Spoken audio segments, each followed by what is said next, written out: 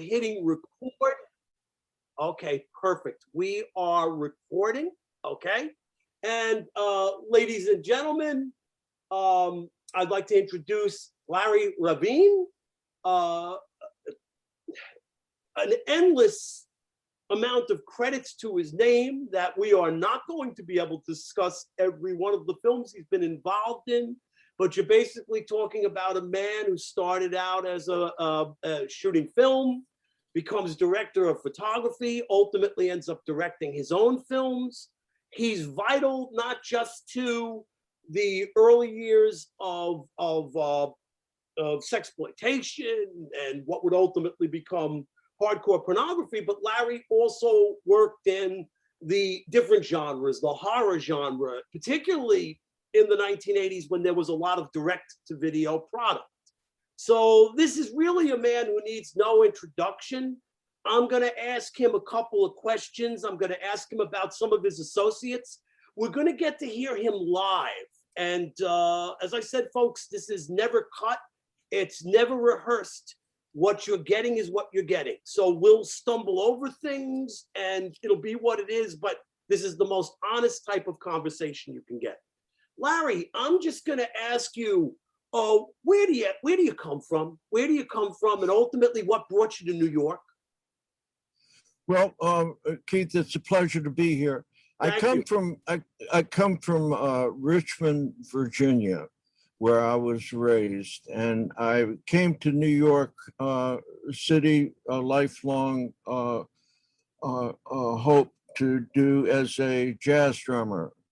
And so I did come and was already making film before I got here, before I got to New York. So it was a good fit to segue into film, as opposed to, I found out there are a lot of really good jazz drummers in New York City.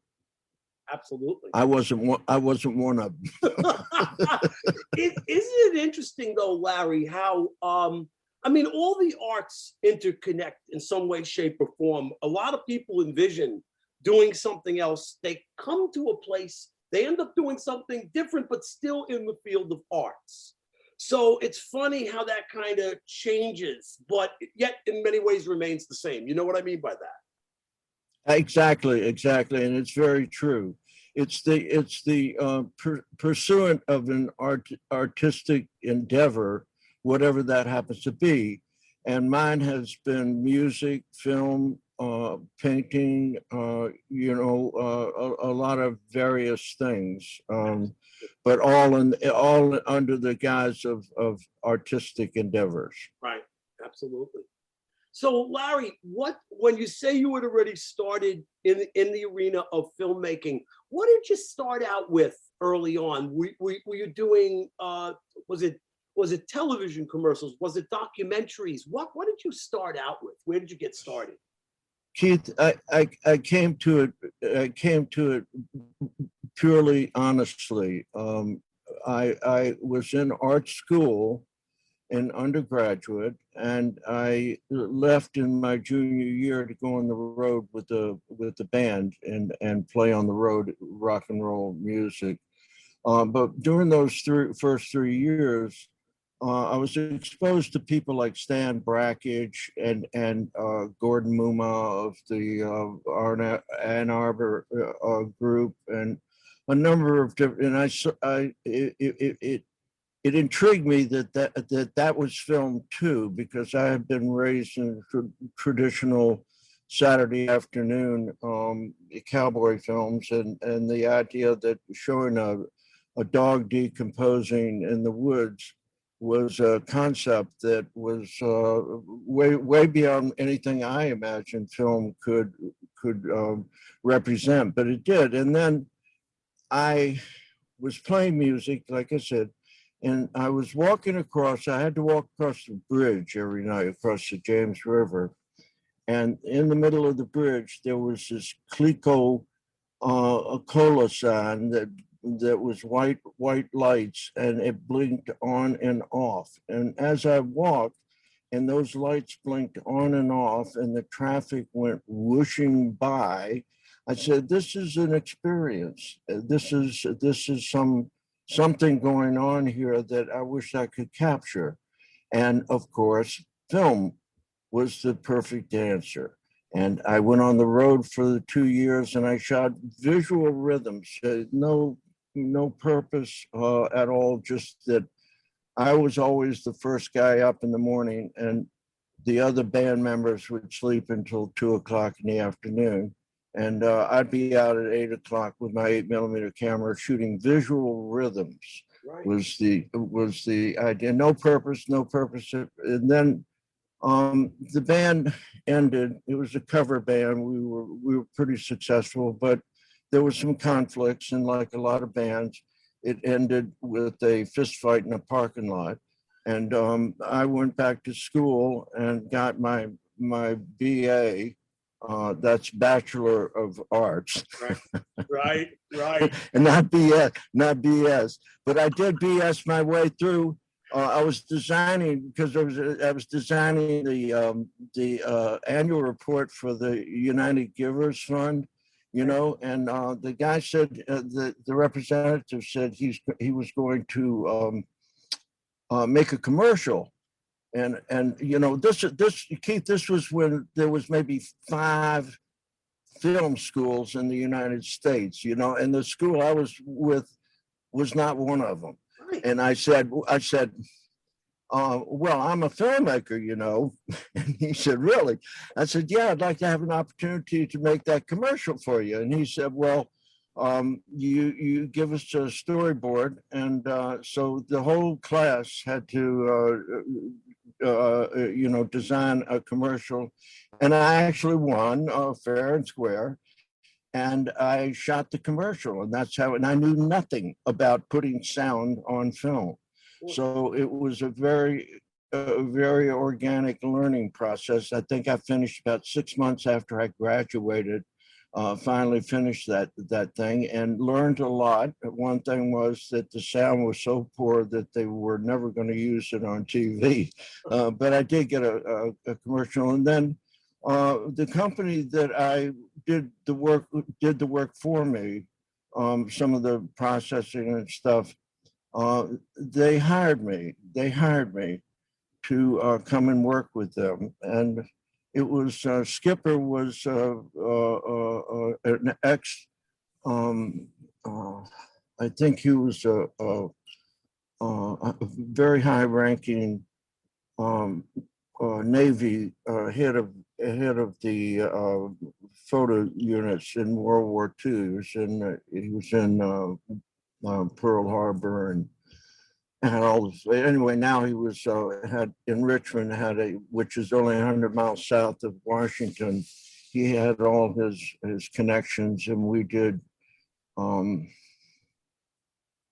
shoot a lot of government contract work. My first day on the job with them was filming from a Bell helicopter with a Tyler mount following the U.S. weather plane doing runway grooving, iced runway at Wallops Island on the Outer Banks, and that was my first. And I thought, this is not bad. I like this. We take off. I just shoot the tires, close up on the tires, and then they fly out for an hour, and we jump over to Chincoteague Island and look at the ponies, and and I thought this could be a good job to have, and then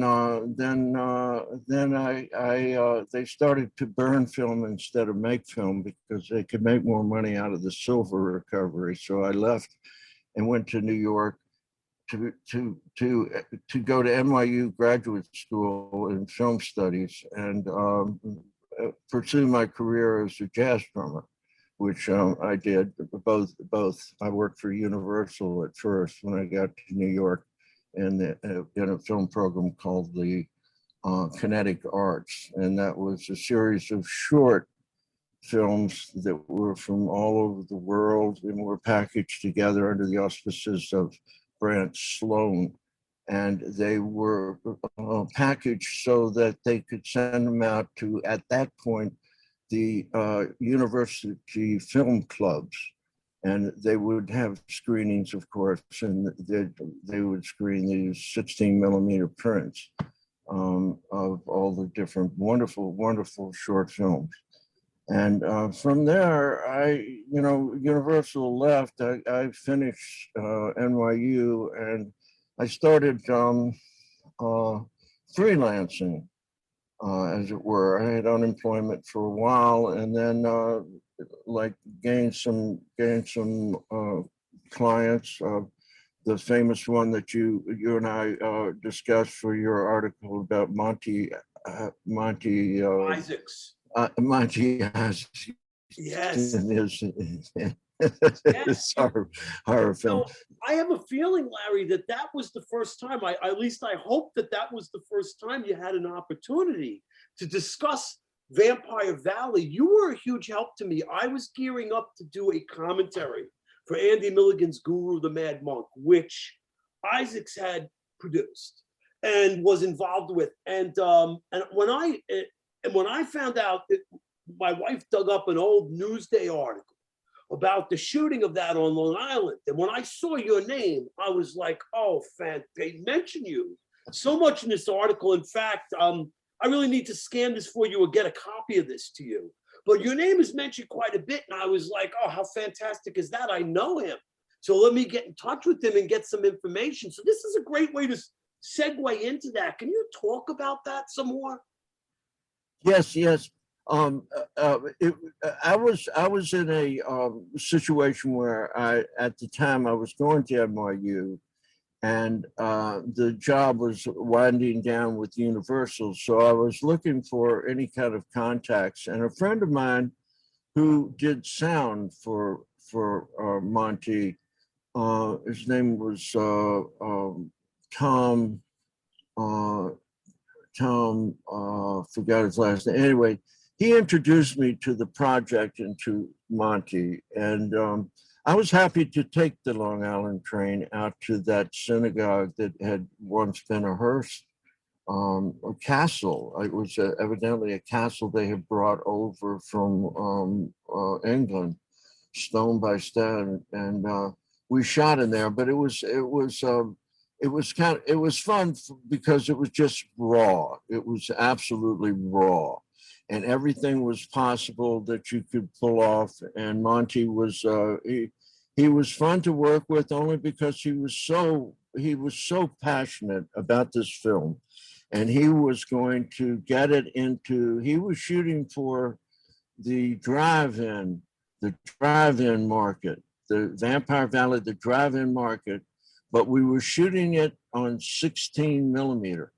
And that was, I thought, a stretch, because the 35 millimeters, to blow that 16 up, a finished print to a 35 millimeter print would have been astronomical. And I didn't think that the project warranted it. But it was fun working with the local people. I've done other films like that too. There's a group of local people, they want to do a film and they all get involved, and it's like a theater. It's like a theater group, You've got some hats and I've got some swords. Let's get together and we'll film a battle. Exactly. It's very communal. What you bring up a very good point, that the cost of blowing that up to 35 was going to be far more than probably he was willing to take on. To the best of my knowledge, and you can correct me if I'm wrong, the film never saw the light of day, did it? No, I don't believe so, because it was very impractical. And although films, there's so many films, Keith, that you know as well as I do, that people put their heart into, but they'll never see the light of day for one reason or another, and this was like poorly crafted. It was cobbled together. It was, just get the film, just make a film. It didn't matter whether it was good, bad, or indifferent, just make the film. And he did, and he also tried to sell it years later. I was very surprised, because that would have been about 1969, 1970. Later in like 73 or 74, he was still trying to sell it. He was talking to Armin Weston, who did a lot of film, Yes. trying to get him to help him. You know, I don't think it even made the matinees in the drive-in. No, my memory is that it never probably got to that point. There was never probably a blown up of it done.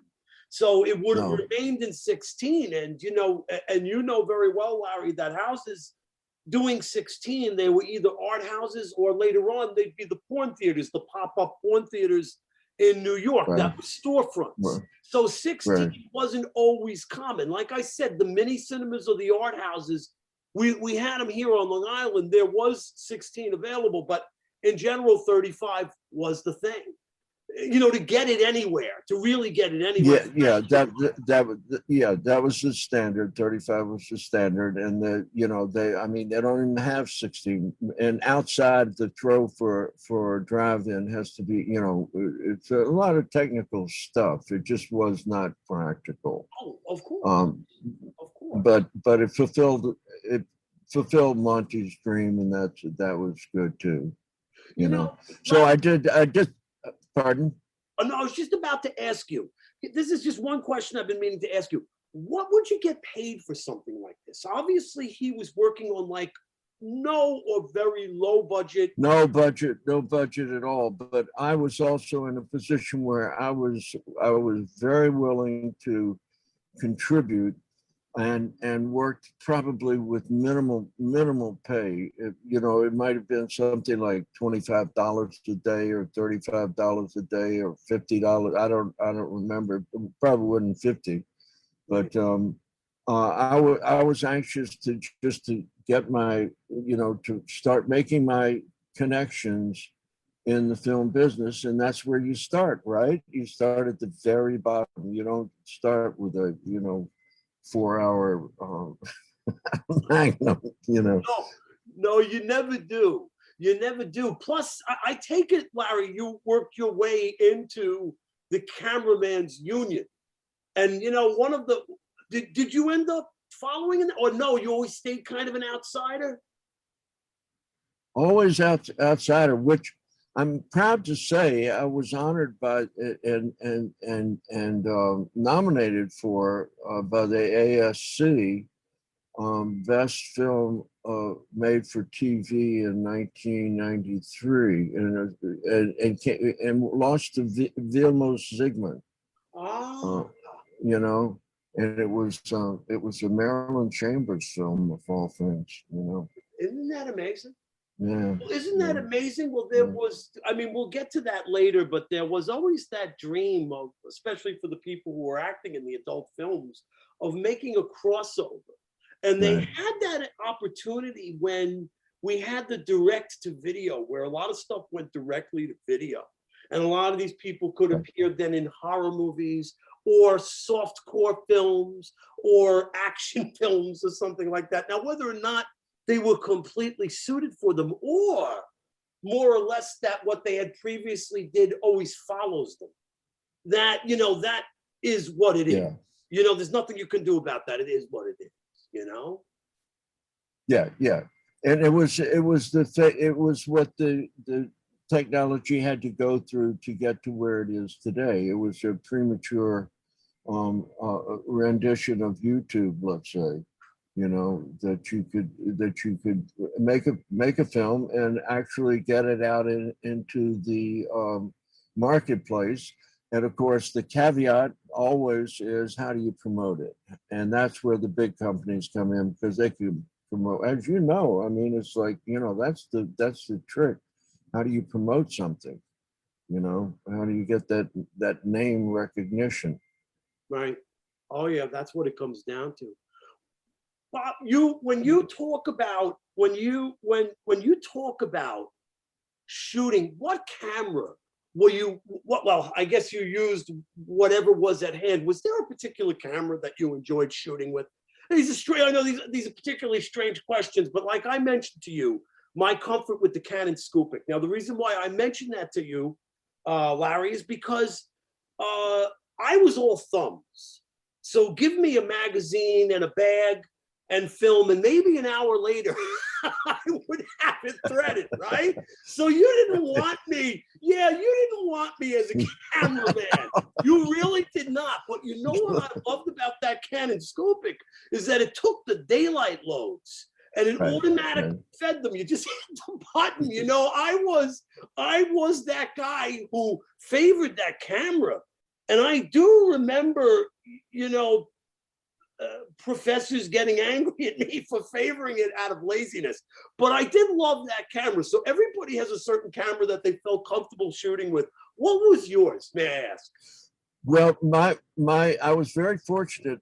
Well, when I was in Virginia, when I was in Richmond at the company that was doing the government contract, I got an opportunity to shoot with a lot of different cameras. So I did have quite an experience, but at that point, the camera of choice and the top of the line was the Arriflex Arri S. Later the BL cameras, but the Arri S. And that film with Monty was done with an Arri S. I shot that a lot of that with the Arri S, which also did take a daylight load. It didn't thread. It didn't thread like you know, you had to go through that awkward thing of pulling out, you know, about 4 feet of film and then, you know, getting it tucked into that take up reel, and you know, just like you said, it can be clumsy and cumbersome. And at the time with Monty, I didn't have magazines. I had just gotten that camera. You know, everything I had was in that camera, but it was a great camera to work with. And I've given it to my daughter, who is still using that camera. So occasionally. That's great. And you know, it's a German workhorse, and that was a combat camera. That was brought to us by the same people that brought us World War II. Well, yeah, and their equipment is second to none. I mean, even as far as projectors go, Super 8, the UMIC was the projector to get. I mean, those things are. I still have UMICs here, 70s era issue, and they run fine. So it is amazing to me how precise their equipment was. It was beautiful. Absolutely. Beautiful. I mean, the Americans made some really good cameras too. The Cinescope, which was a Kodak camera, that was an excellent camera. You could do a lot with it. Of course, everybody should own a Bolex. You know, I think it should be required. You know. Yeah, I shot with Arri S. I shot with Bolex. I actually did do that as well. Yeah. I'm sure you did. Everybody has at some point. And I've taken a Bolex with me when I was not sure of like being able to charge batteries. For instance, it was a 16. You know, you can always shoot with the clock-wound Bolex. Yes. You know, and they can't stop me. They can't stop me. They can't. No, they were good for that reason, because you don't have to rely on any power sources, and that's what made them so terrific to take with you. You know, it was great. Yeah. And I used one that I had. I finally gave it to somebody who was looking to actually shoot film. There are people that are still shooting film, you know, and they're processing labs and so forth. Unfortunately, it's super expensive. I mean, you'd think it was expensive before, but now forget it. It's like to get anything done on film, you know, is because they just have the market. You know, there are very few labs and optical houses and any of that stuff, but they do exist. Well, you know, Larry, it's very interesting, because I would be all for still shooting it if at all possible. But part of what changed so much is what you actually get back from the lab. So let me give you an example. About a little less than, maybe about 10 years ago, 11 years ago, I was shooting some promotional trailers for what I hope to be my next films. And at that point, I had already started shooting digitally. But I always had this thing about wanting to shoot film. And my logic was, if I shot reversal film, the reversal film was cheap. We would just have to do a dub. And, you know, a lot of my stuff was at that point, was going to what? Straight to video or straight to DVD at that point, right? So anyway, I was going to shoot some, I was going to shoot some 16 millimeter negative actually, because A1 Reversal had gone out of business, right? And that was where I used to get all the reversal film developed, right? So he went out of business. So I said, all right, I'll shoot some negative. I had some negative in storage here. So I said, I'll shoot the negative. So when I sent the film in to be developed, I said to the guy, I said, oh yeah, I'm gonna, you're gonna give me a work print. And the guy and it went silent. The phone went silent, and the guy said, we haven't done a work print in God knows when. We can give you a hard drive, we can give you a disc. And this is what I was told. So I said to myself at that point, then why am I doing this? There was a piece of me that sort of like got discouraged. It might be the word. It's sort of like, oh, wow. But look at the mentality I was operating on. I was still believing that people were getting work. And now I know I had the same experience in 35, and they didn't want to make, it was a lab down in Washington. It was the last black and white. This was a film I was doing in black and white, believe it or not, in 35 millimeter, about 1990. I'm sorry, about 2000, around 2000. And they didn't want to, you know, it cost me like $14,000 just to have a work print made. And they said, you should be doing this, put it on digital and add it on digital. But it was part of a project. It was my swan song, basically, to film. The whole film was was to say goodbye to that technology. And I used all of the cameras I had. You know, I had a 35 millimeter Rackover camera. I had two of them actually, that were Edward Armuro's cameraman. That had been on See It Now, all of that stuff shot on these cameras, you know. I mean, these were in high speed 35 millimeter. I had to get rid of all that, you know, and my Arri BL, the blunt BL 35 millimeter with Zeiss lenses and everything. It was either get rid of it or make it a boat anchor, you know. Yeah, what do you do? It's funny because it really does put you in that position. And I felt like I was, you know, ultimately, you know, you have to keep up with this stuff, whether you're doing projects or especially if you're for hire, you have to keep up with it. And I won't lie to you, I'm very intimidated by video cameras. There's just too many choices, too many things. They offer you so much. And if you don't have what I call the computer brain, it's difficult for me. So some people would say to me, and this is the truth, this is what separated the men from the boys.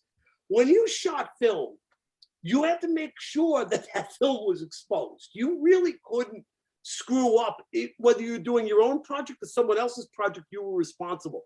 Film, for some reason, was something I was more comfortable with.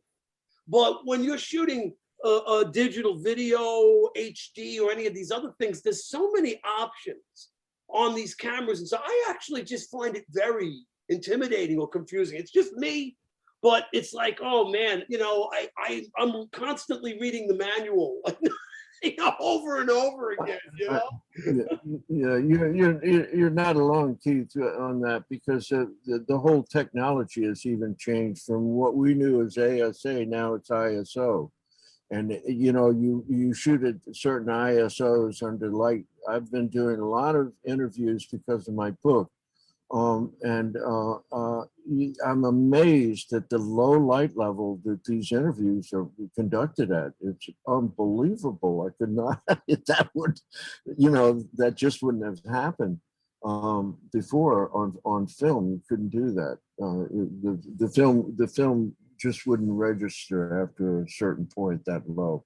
Oh, yeah. So it's good though. I mean, I'm learning how to use that stuff. You know, it's just one of those things. Like you say, you got to keep up with it. And I've got a camera now. I'm learning how to use it. You know, a Sony camera, and it's a good camera. It's a good camera. But you know, and I'm not, you know, I'm not a complete neophyte when it comes to that stuff. You know, during the days in the 80s, you'll remember when everybody was switching from film to video, you know, and I was saying, I don't like video, and I don't like people that do. And I got a lot of flack from that. You know, people saying, producers saying, but it's so much cheaper. We'll pay you half your rate. You know, it's video. That's the problem. But that was the exact problem. We'll pay you half your rate because you know, Larry, when it gets easier, they're going to say to you, "Why are we paying you this? We're going to reduce it." Yeah. Just justify yourself. Right. Exactly. Well, there was all you know, there were always the people that insisted on film, and like, you know, a lot of the people that I shot for after the video revolution happened still wanted it on film, the master on film, because it did have the quality that video never achieved. Digitally it has achieved it, but never in video. It never did achieve it, you know. It was like 1500 was like the top level of detail that they could get into a frame. Right. You know, and film intrinsically it's like 3500, so it was like way below what was happening. Right. Yeah, that's true. No, that's very, very true. And you know, you could feel the change. You know, only the most unobservant eyes could never see the difference as we went from film to video. I always said you'd have to be asleep, but that was because I spent a lot of time in the movie theaters. I was a projectionist for a number of years, from 1992 to 1997, I projected. So I was always aware of the film, you know, the image, the importance. And video was actually, like what you said, Larry, offensive in the beginning. It looked like a soap opera. It was real crappy. And when they two-dimensional, and there was nothing to it, and it was so shallow. And they'd start shooting either horror or adult films in this, and we'd look at them, and I'd be like, "Oh my God, you can't even build up." You know, editing almost became an impossibility. You couldn't build up tension or tempo or anything. It just was so flat. And the reason that we're still watching I Love Lucy is because it was shot in film. The reason we're not watching Ernie Kovacs is because he was shot in early video. Right. And that's the proof in the pudding right there. You know, that was that kinescope. The kinescope. Those things are rough to watch. Yeah, that's real rough stuff to watch. Yeah. It is. Yeah. Yeah, it was never made for broadcast. It was made just to document the show. Right. They had to have a history of all the shows they were doing, and that's the best they could do at that time. Exactly. Yeah, I mean, Keith, we've lived through like quite an amazing revolution in terms of technology from where we started to where it is now. When I first started, in order the way you synced the camera and the recorder, which was a very big MagnaSync machine that had a sprocketed magnetic tape, like reel to reel, looked just like 16 millimeter film, except with magnetic. The way you sync them together was you had to run the camera off of AC and you had to run the recorder off AC, and you had to plug them both in the same outlet. So any variation in that, with not another outlet, the same outlet, it had to be the same outlet to keep it in sync. And that way, was the sync pulse cord, right? It was the sync pulse cord, and we used to plug it in and plug it. Yeah, I remember that. Yeah. Yeah. I mean, looking at it now, you don't have to be on the same continent. You know? No, you don't. No, you don't. Yeah. It is funny. It is funny. I'll say this, Larry. I'll say this. I teach adult education filmmaking courses for a local college out here, and very early on when I first started doing it, I was still kind of, as weird as this sounds, I started in 2002, and I was still trying to push film. And I used to say at the time, everybody has one good film in them. Everybody should make a film. Well, by the way, now I completely take that back. Well, I mean, maybe, but I also completely take it back too. There were so many people coming in now in this digital age that are saying, an HD age, and they're saying, oh, I'm a filmmaker. They've never touched film. They've never had the experience of shooting film, yet they use the word film. You got people shooting on a camera, on an iPhone. You got all this type of stuff. But I have grown to realize that to have real vision or real sense of storytelling, that's something that does not come to everybody. So I've actually taken that back. I no longer say it. I no longer say everyone has one good film in them or everyone should make a film. I am rolling that back. I no longer believe it, but. Well, it is easier to make the films, and that started with the video revolution. Everybody could shoot stuff that, like you said, we're now in a position where everybody has a camera with them on their phone, and they can shoot everything. It changes everything. It changes everything. Right. The digital went beyond even having to conserve tape, because video was tape. And digital, there's no limit, you know, to what you can shoot. So right immediately out the window went the shot. Right. You shoot this angle, you shoot that angle, you shoot this angle over here, you do something up here, and you think, oh, redoing the same scene over. And then the editor has a field day.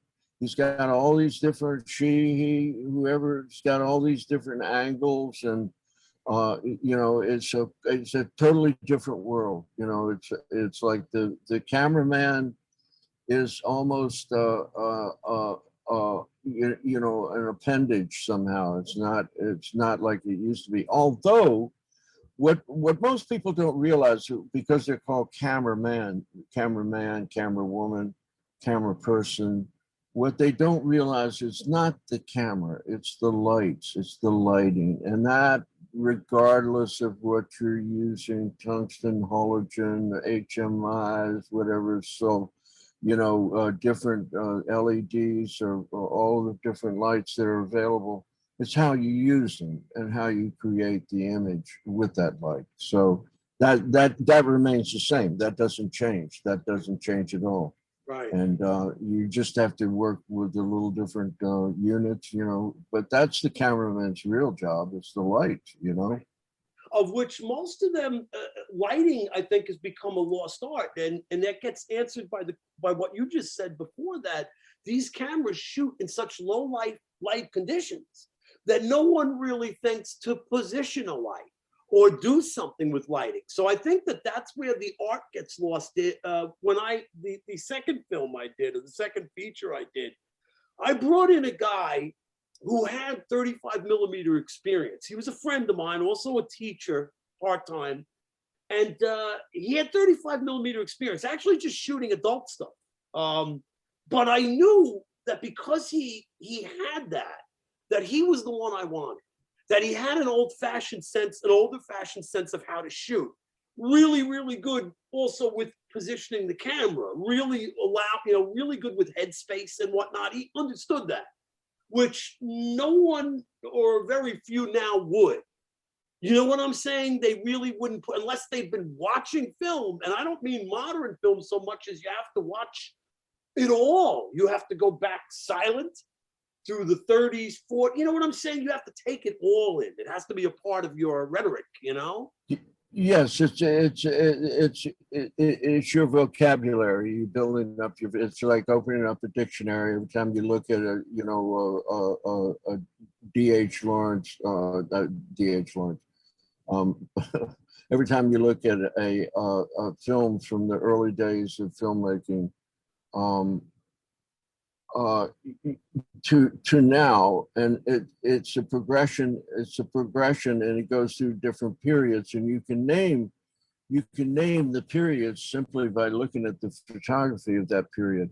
Right. And the thing for me that has always been really interesting is I'm sure you've experienced this, when you're doing a casting and you get photographs, you get headshots of everybody.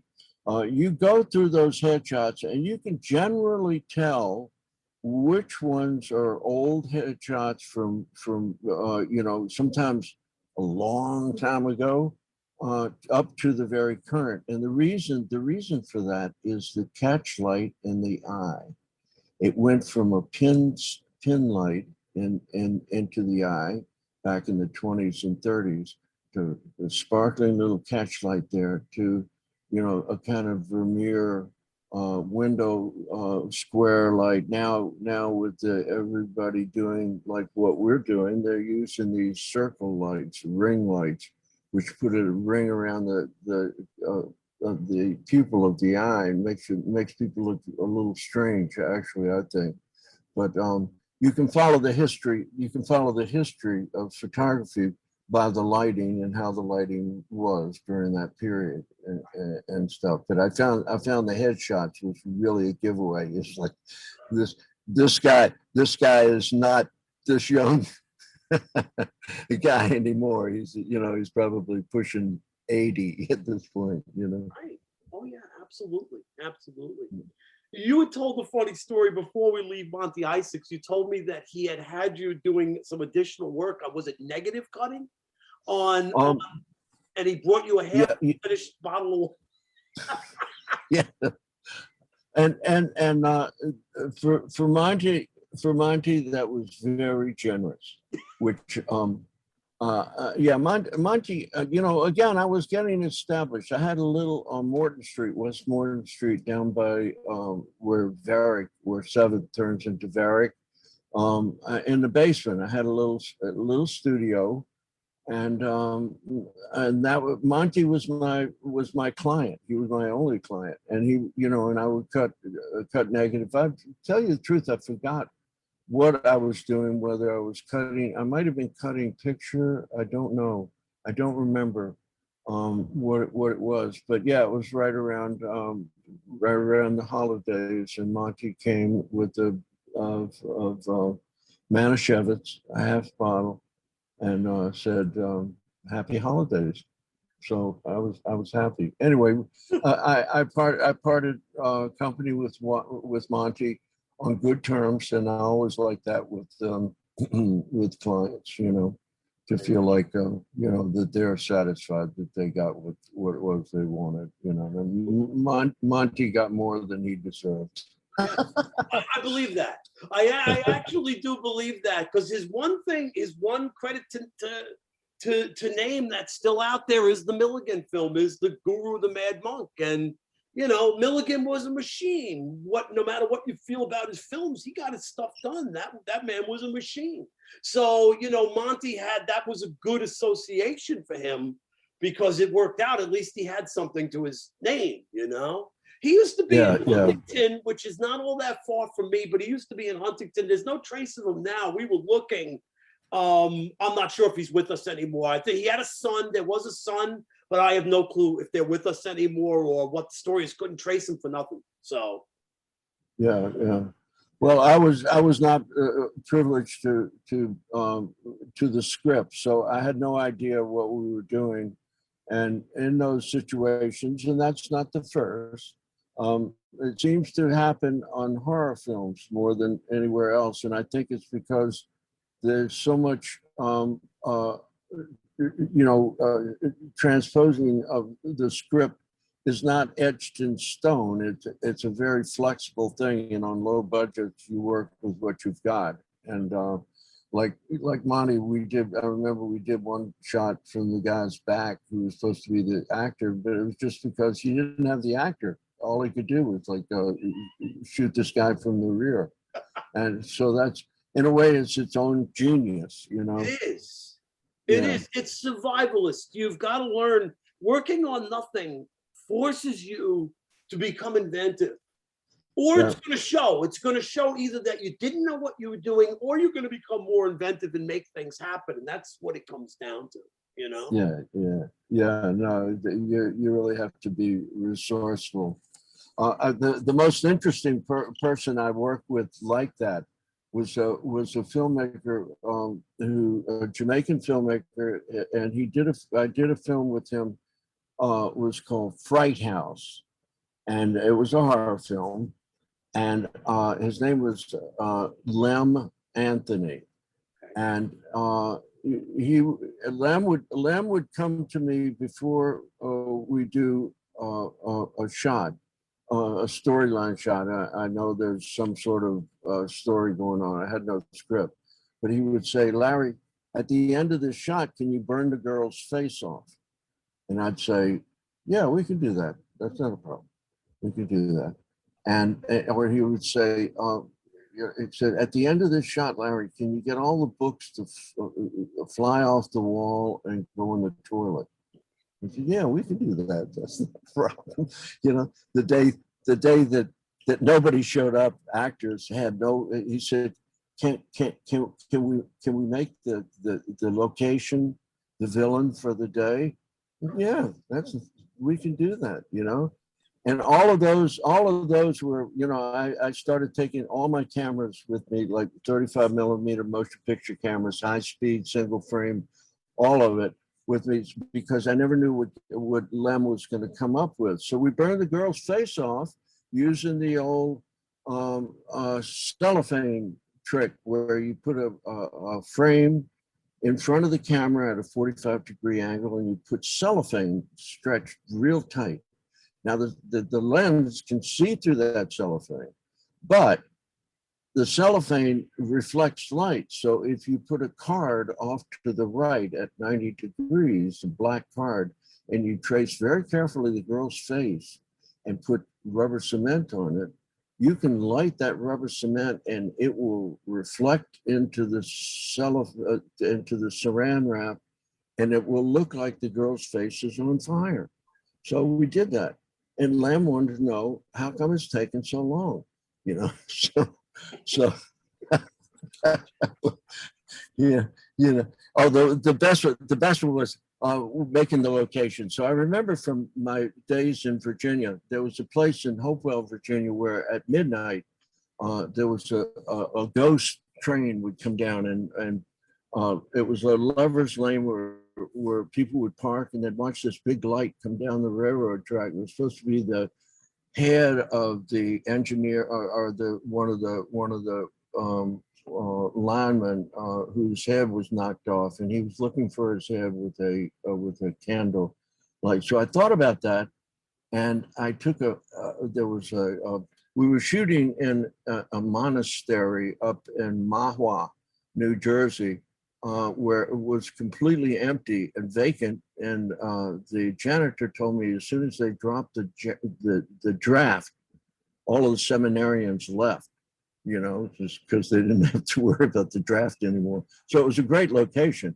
And anyway, so there's this long hall, and we put a light on a dolly. We had an Elmac dolly. We put a big light on the Elmac dolly, and we roll it towards the camera, frame by frame, step by step, all the way down this long hall. And as it passes doors, in the doors, there are lights behind the doors. So a door will slam open in this light, blaring light. And by the time it gets up to the camera, the whole thing is just burned out, you know, the frame had burned out. So that was pretty effective. We did a lot of that. And that was with Fright House, which was another, you know, on the IMDb, and they have the comments under all these different films. I probably have more quotes that say, this is the worst film I ever saw in my life, than anybody else. You know, it was a very, very, very poor film. But you know what, Keith, I don't know how it happens, but they make money and it's still around. That film is still around, you know? That's the whole thing, Larry. It was, number one, it was work for you. Number two, the films are still out there. You could look at it a couple of different ways. You could say that horror film fans are very forgiving, yet at times they're not. In the age of the DVD now and the Blu-ray, they're probably a little more neurotic than they've ever been. But going back years ago, fan base was different. It wasn't the same as what it is now. The problem's actually being created by social media being more problematic than anything. But fans were loyal, and they would come and they rented, especially in the video era, Larry, you know, that stuff wouldn't stay on the shelves. And the crazier it was, the more it ran out of the video store. You know, it was. Oh yeah. Yeah, I work with Roger Watkins, who had the I was what going was to the bring him up. last, Yes. yeah, last house on the left. What was the name of that film that Last he House made? on Dead End Street. Dead End Also Street. originally Okay. known as The Fun House, which is what I think he shot it under. That was the title he shot it under. Yeah. Yeah, yeah. Poor Roger. He got. Yeah, I mean, they just, they took everything but the fillings from his teeth when Yeah. they, took that film. He really Yeah, got. I had meant to ask you about him. I had a very brief time with him. A friend of mine had put me in touch because he was a fan of music, and on Cinefear, I was selling the unauthorized recordings of certain things, and he loved these things. So it was a very brief union, and it didn't go too far before he actually had passed away. He had a drive and intensity about him. Do you want to talk about Yes. him a little bit? Yeah, he was very serious. I loved working with Roger. We had, I did, I don't know, maybe 4 or 5 films with him. And Roger was, first of all, he was one of the few directors who had a visual sense. He did have a visual sense. A lot of directors are word oriented, and it's okay. I mean, if you've got the DP and you work with him and stuff, he'll give you the visual on it. But Roger wanted to be part of that, and I would suggest things to him that I just thought were, this would be great. Great. The first one was that we shot everything on Gavert film, not on Kodak, not on Fuji, but Gavert, which is from Belgium. So it had a very unusual look to it. It looked like people would say, "How'd you get that look?" And it was the film itself. And Was that a but decision he made? Was that like based on the fact that he knew he was going to get a certain look from that, or was it a budgetary? no, no, it was just my recommendation to try it. And I shot a test and showed him what the look would be, and he went for it. And he was working with Dave Darby at that time, and they shot one film in my loft on 45th Street, and that was with the Gavert film. But I would do things like, they would get the art department to paint the wall red, okay, and then I would put lights. I'd light the wall with red gels. When you do that, you create white light, and it was like a very unusual, especially on Gavert film. It was a very unusual look. I mean, it was just in Roger. We excuse me. He and I didn't know what it was going to look like, but he was all for it. Yeah, do it. He was good to work with. Poor Roger. He was very, and he just lived film. I mean, he lived film.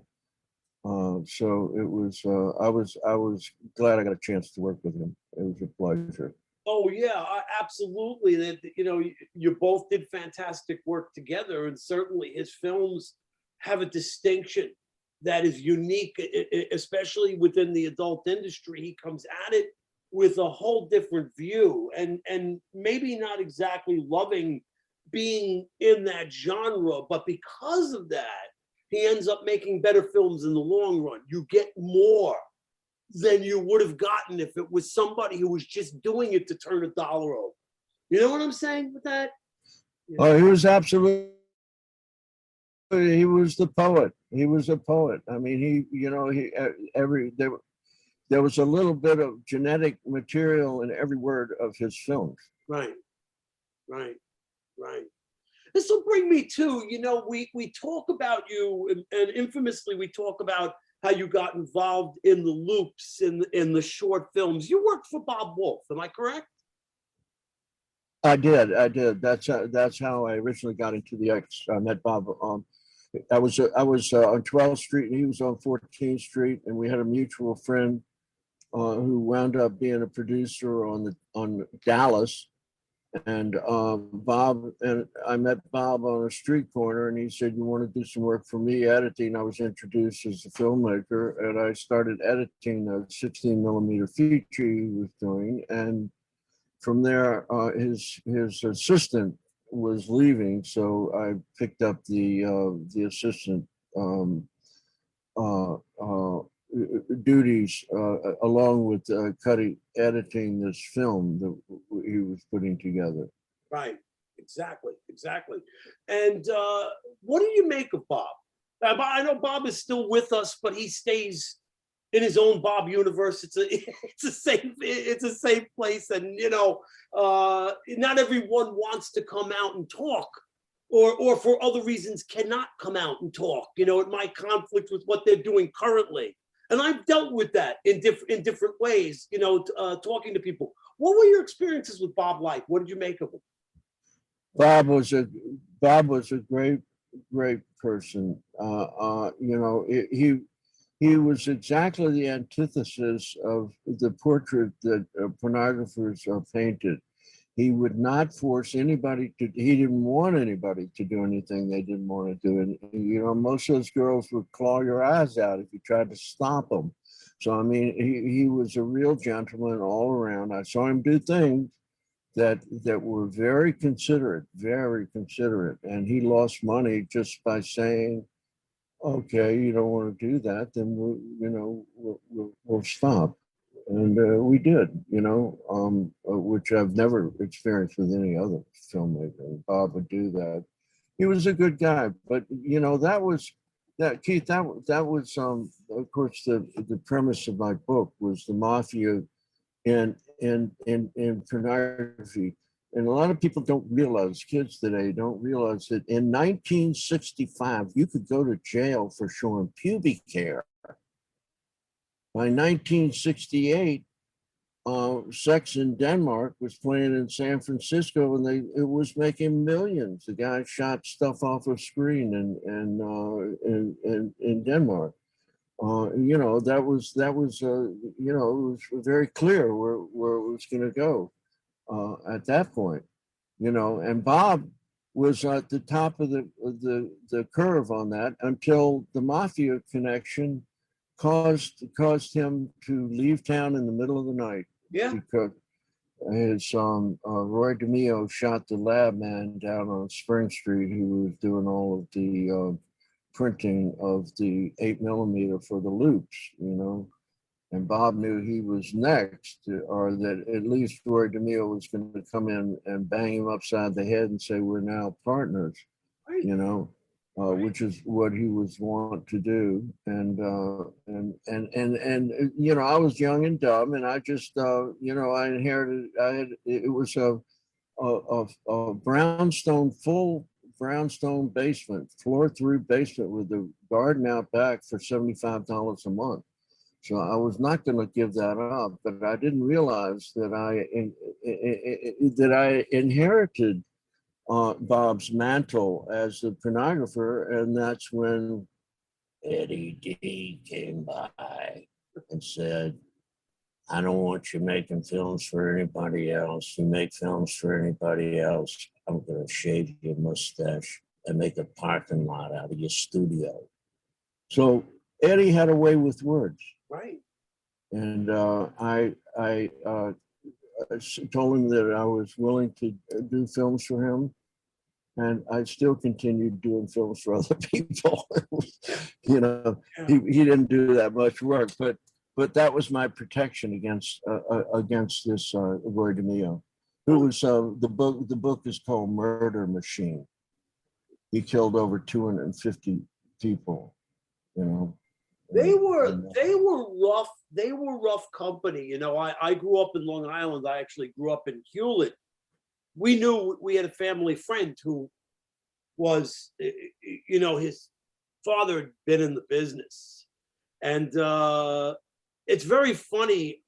They were all around, and they were a rough. You didn't want to cross them. They could be very nice. They could be very outgoing, but there was always the hidden fear. There was always this thing that, gee, I really hate to cross this guy, And it's funny because in Hewlett Harbor, where I just grew up in basic Hewlett, but in Hewlett Harbor, there were a ton of rich people. A lot of them were actual pornographers, okay? So the thing that makes me laugh is that there was a theater owner. Did you know Harold Gusson? Is that name familiar to you? It's not. No, I can't say no. Okay. He owned a ton of theaters in Queens that all went adult. He had the Polk. It was one of the biggest porn theaters for a good number of years. I don't think it closed until 2006. He kept it going as adult, Really? right? And Harold Gusson also owned the Hewlett Theater. And he kept trying to get, this is in the 35 millimeter days, late 70s. He kept trying to put porno in that theater. But the people in Hewlett Harbor, most of whom were pornographers, did not want porno in that theater, so they'd call the cops on them. And they would stop the showings. They'd confiscate the films. And then a couple of weeks later, he'd try it again. And then finally, I think he got tired of being shut down. So he stopped it completely. But that was true. That is, I cannot make that up. Late 70s, that was the story of the Hewlett Theater. It was just a strip mall theater, you know? Yeah, that was during the days when it wasn't sure whether it was legal or not legal. And the Supreme Court, I don't know what it is, but I know it when I see it. Proclamation.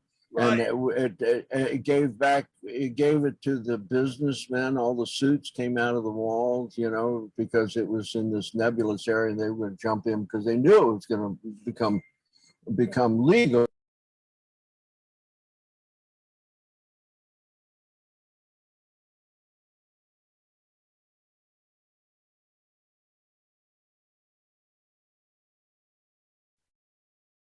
Think I lost Larry.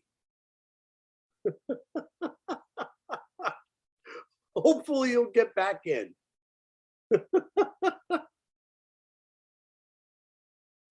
Oh boy.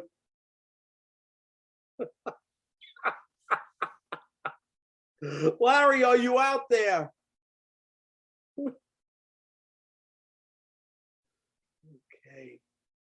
Hopefully he can get back in.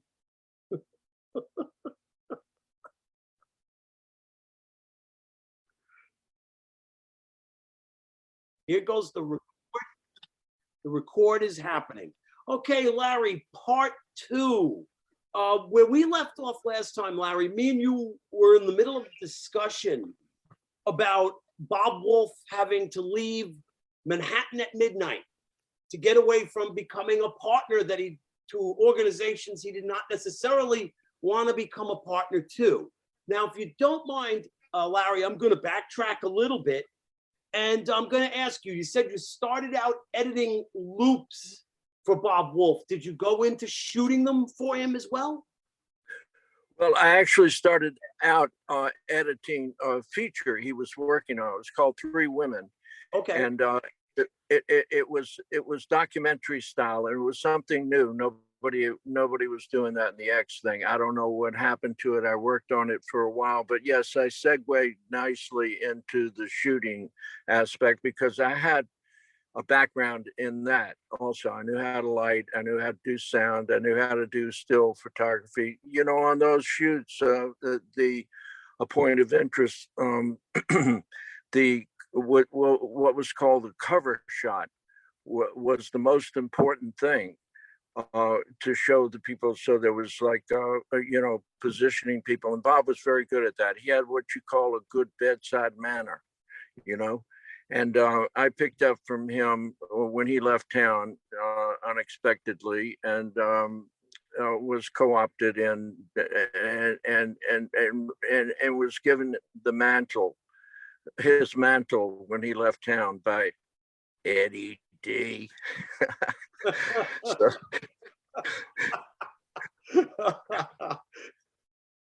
yes.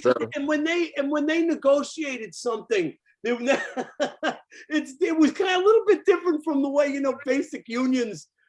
Well, I don't know. I don't know if I mean, because it kind of extends into that as well. But it's definitely different from a basic union negotiation. The negotiations were pretty tight in those days. There wasn't much of an opportunity to tight is being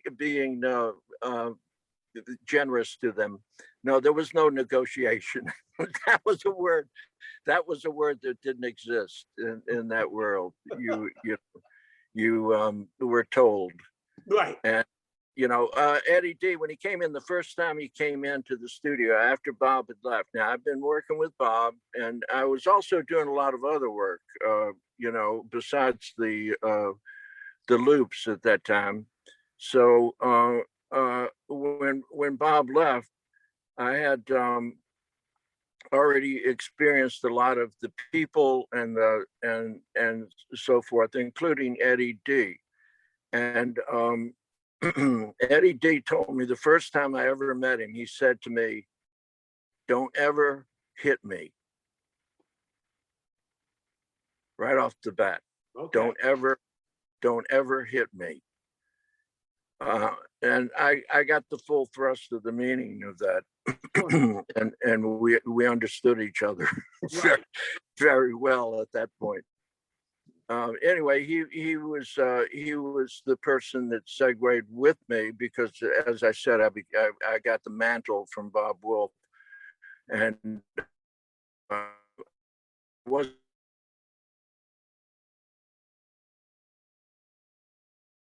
Okay, I think we're cutting out a little bit here. Hang on a second there, Larry. Yeah, we're cutting out a little bit there. You there?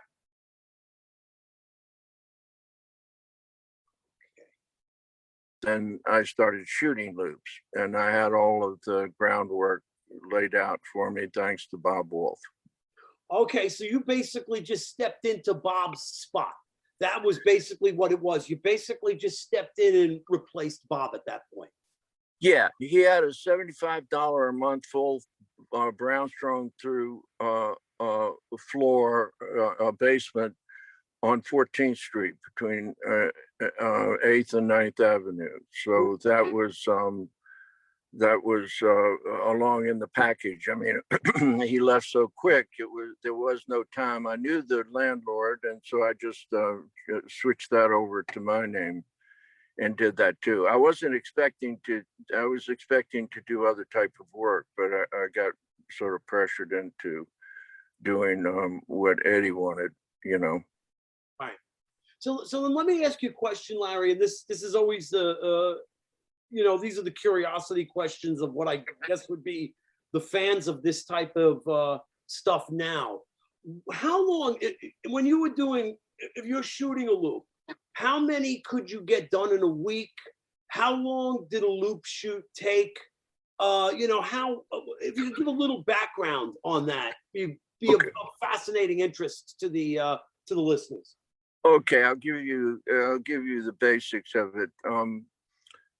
The loops were sponsored by various people: Eddie Michigan, Eddie D, some other entities that would order loops, and what they would ask for would be a series, and in that series there would be 6 loops, and in those 6 loops they all were according to how you could schedule the people.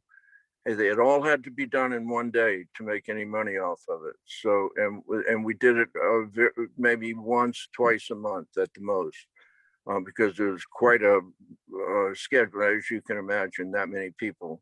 Anyway, so we were following the format of the day, and we would do one girl boy, and we would keep the girl and release the guy, and then we would do the girl with another girl and another guy, and then we would release that guy, and we would take the 2 girls and add them with 2 new guys, and we would have an orgy. Okay. And then amount of ingredients, right, Larry? Just a little exactly. Yeah, right. All of this was a formula. It was all a formula, and the formula was very well defined. So what the end product was what you were known for, and what people expected and wanted from you, just like any product. And after the orgy, we would have lunch.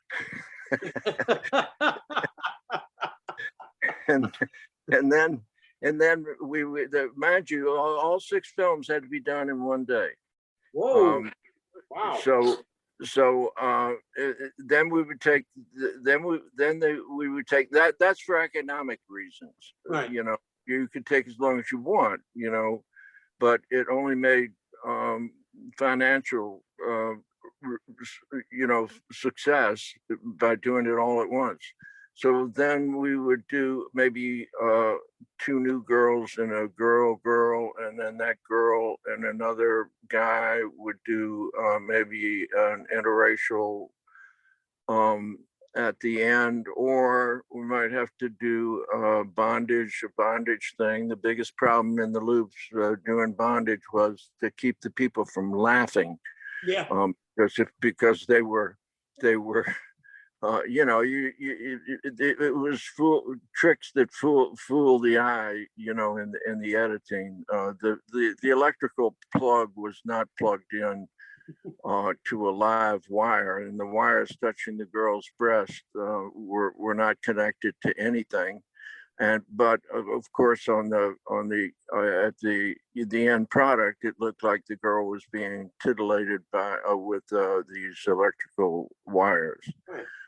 So Bob was very good at that. There was one girl that would not do, I forgot what it was, something, and he very politely said that you shouldn't do it, don't do it, leave, I'll pay you. He paid her, and now the paying off in those days, because there wasn't all this.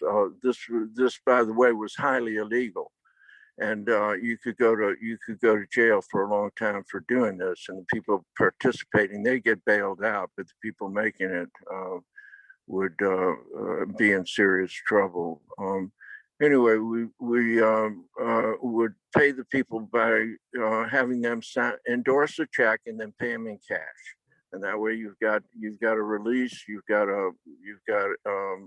bookkeeping for keeping track of, in case that was necessary, which was a very simple and effective way of keeping track of the people and so forth. Right. So that's basically it. And then once those films were processed and in 16 millimeter, we shot in 16 millimeter. Once those were processed, they would be edited. It was direct reversal film, and the master, which you would never do in any other business involving film, were edited. The master was edited on a table with rewinds. There was no sound, so the table with rewinds, you go through and make the cuts and cut it down to, I think it was 320 feet, and that 320 feet would be reduced to 8 millimeter at a special lab, and that's where the mobsters came in, because those were very special labs, and that's who got killed. Was the lab owner that Bob, initiated him leaving, right, and me winding up in this position with Eddie D. Let me ask you this. When they killed the lab guy, had they spoken to him first? Did he say something they didn't like, or was that done as a signal to Bob? Basically as a just we'll let you know that we're here, and we'd like to have a chat with you. Well, the check made out to the one of the concierge of the Gambinos was what the problem was, and they had that as evidence. Right. So the reason that the reason they killed him was to get rid of any witness to it, to that check. Okay. So Bob just took his cue from that. As far as this one guy, Roy DeMeo, was just surfacing, and that was actually his first murder, but he went on to kill about 200 people. They figured, some of them I knew. Mm-hmm. But Bob, that was like, he was going around, he would walk in and hit you upside the head with a pistol and say, "We're now partners. You got any objections?" That's the kind of negotiating that went on, you know. Right. That's So like Bob, it's like a gentleman's handshake, right? yeah. Well, you know, they tried, not Eddie, I mean, Roy DeMille, but another group tried to uh, uh, get me under their thumb in a very stupid way. It was a guy who was making films, Ted Snyder, and his friend of Italian opera, um, Genovese or something, that name, and they came to my studio and we did a whole number, and they just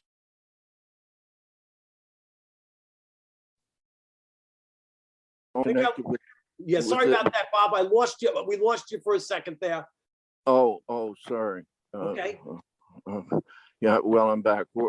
Okay, so I used Eddie D's influence in one situation where I was trying to be co-opted by another group of the five families of New York. I don't know which one, but it did pay off in the end. Although I said to Eddie, I said, "Eddie, they stopped calling me. I want to thank you."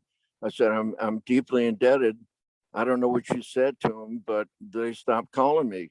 And he said, "I told them Larry's a working guy. If you fuck with Larry, make sure your wife's got a nice black dress and your insurance is paid up."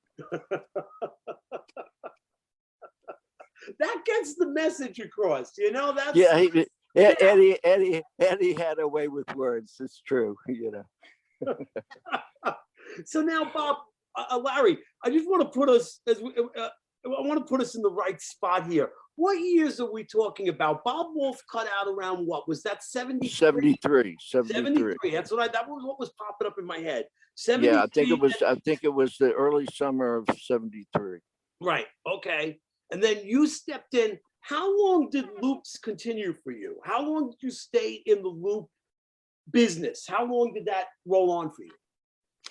That went to about 1977. So I wasn't in there that long on my own. I had to kind of swear it off, and I had to get away from Eddie D because he wanted me to do something that was very crazy, and I didn't want to do it. And I couldn't say no to him, so I went to Puerto Rico for a while until he got locked up, and I could come back. You know. That was the best. Yeah, the best thing. You didn't want. Yeah, you know, start getting special requests that you know are getting dangerous. You don't want to. You don't want to play with that. You don't want to get involved with that. No, you don't. No. Yeah. Well, Eddie was only around at certain times of the year. He wasn't around when it was football season because he hung out in a bar next to the OTB office on Staten Island, and he collected his figs and wheeled and deal out of that bar. I went with him one time there. It was very interesting.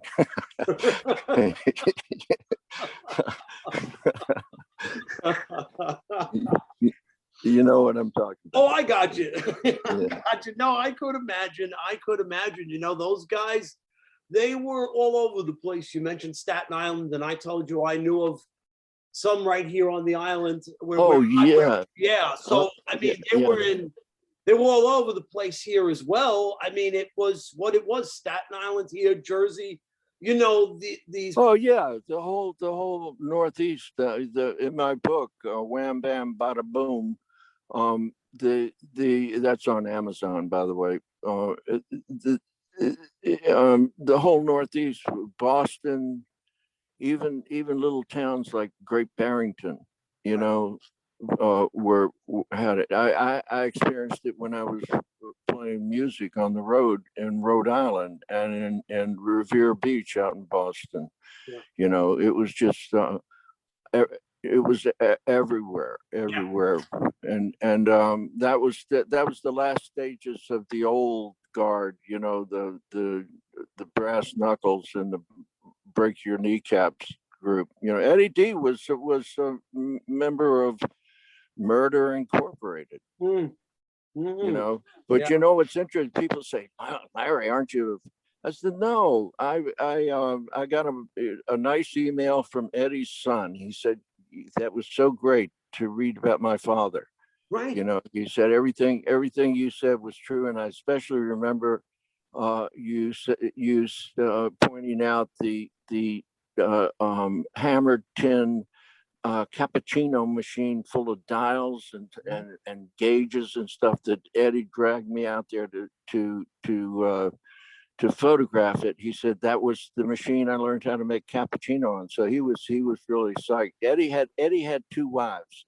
Eddie would Eddie Eddie had the wife that ran the restaurant in Staten Island, and they're all I mean, not Staten Island, Long Island, and they're all connected. They all know each other. And then he had a wife that lived down on Houston Street and Sixth Avenue. And I met them both. And Eddie would say, "I've got two wives. I give them both.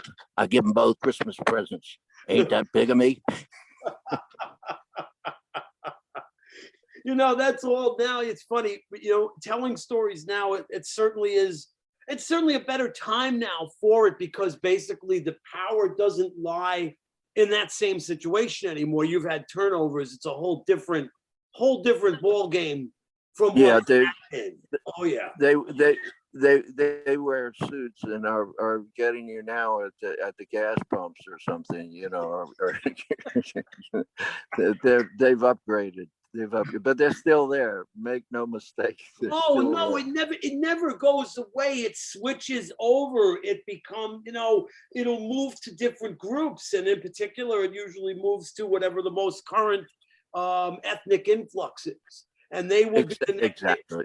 Exactly, and they will be the next ones to take it. It's just that That's right. they don't That's operate necessarily with the same set of rules as the old guys. So you have right. And they operate. They initiated by operating within their own community. yeah, sure. So that they you know the people of that community know the rules and they become powerful, and then they move out into a broader horizons. Look at you know, Brighton Beach. I mean, you know, uh, that that used to be a bastion of Jewish retirees. Now it's like uh, green borscht, if you want it. You know, they have quite a few people who are here with malintent. You Oh know. yeah. Oh, of course. Oh yeah. Oh yeah. It has. Oh, it has changed. It, like you said, it remains. Well, we'll say it this way: the power remains. It remains in there, but it just hands over. It moves over to the next group, and a lot of them, you know. And as it keeps going on, or the thing I notice, a lot of any of the civility, if I can call it that, if there was any civility in that, seems to be vanishing. It seems like each one gets a little more vicious or something. That's my opinion on the you know, current changes, as it might be called. I mean, not that we're talking about people that were nice in the first place, but still, you know, it seems like it's gotten worse. You They were never nice. It's true. know? I know. No, I oh, know. that's sure. Oh, the stories. Some of them I have in my book. In my first book, I actually have two books. They're both on Amazon. The Yeah, second book is please called mention them again. Yeah, please talk about them. yeah. The first book, which is what most people are interested in, it involved the '70s, and that involved what we're talking about now.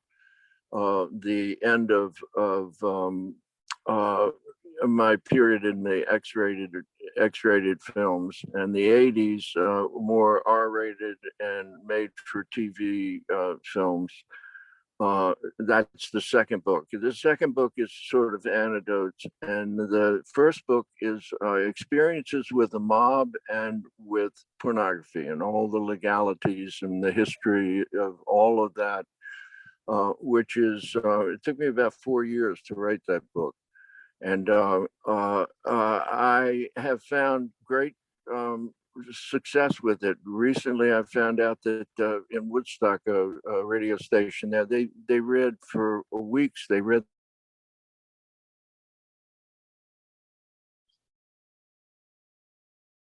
think we lost you again, Larry. Okay. Hang on. Yeah, okay. Every once in a while, you just cut out a little bit, Larry. So we just lost you again. Could you back up again about Woodstock? Oh, Yeah.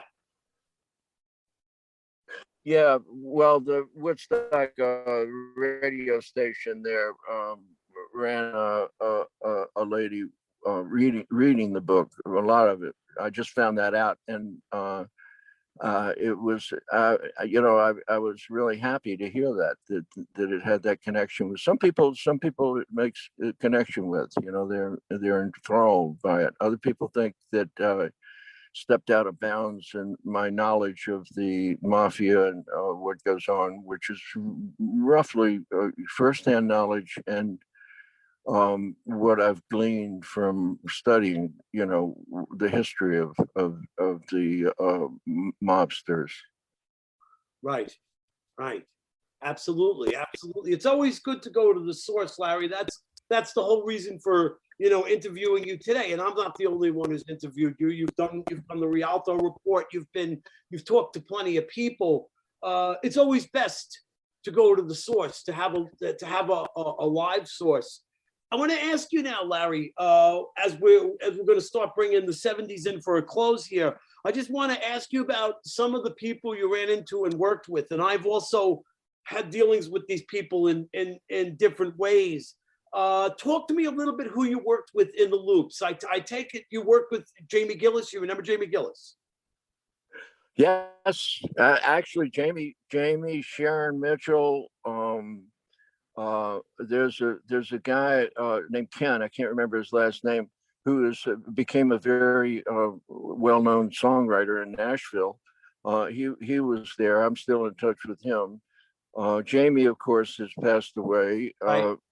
A lot of the people there were certain guys for people understanding one of the reasons I started smoking was that the prowess of the guy or guys was determined the length of what it took to shoot a film. So in large, you don't use somebody new because you don't know if it's going to turn into a taffy pull, and you'll be hung up like peeking in the door saying, "Is it up?" I think I'll have a smoke. Waiting for this guy to rise to the occasion, Right. So you see, Jamie, there was another guy named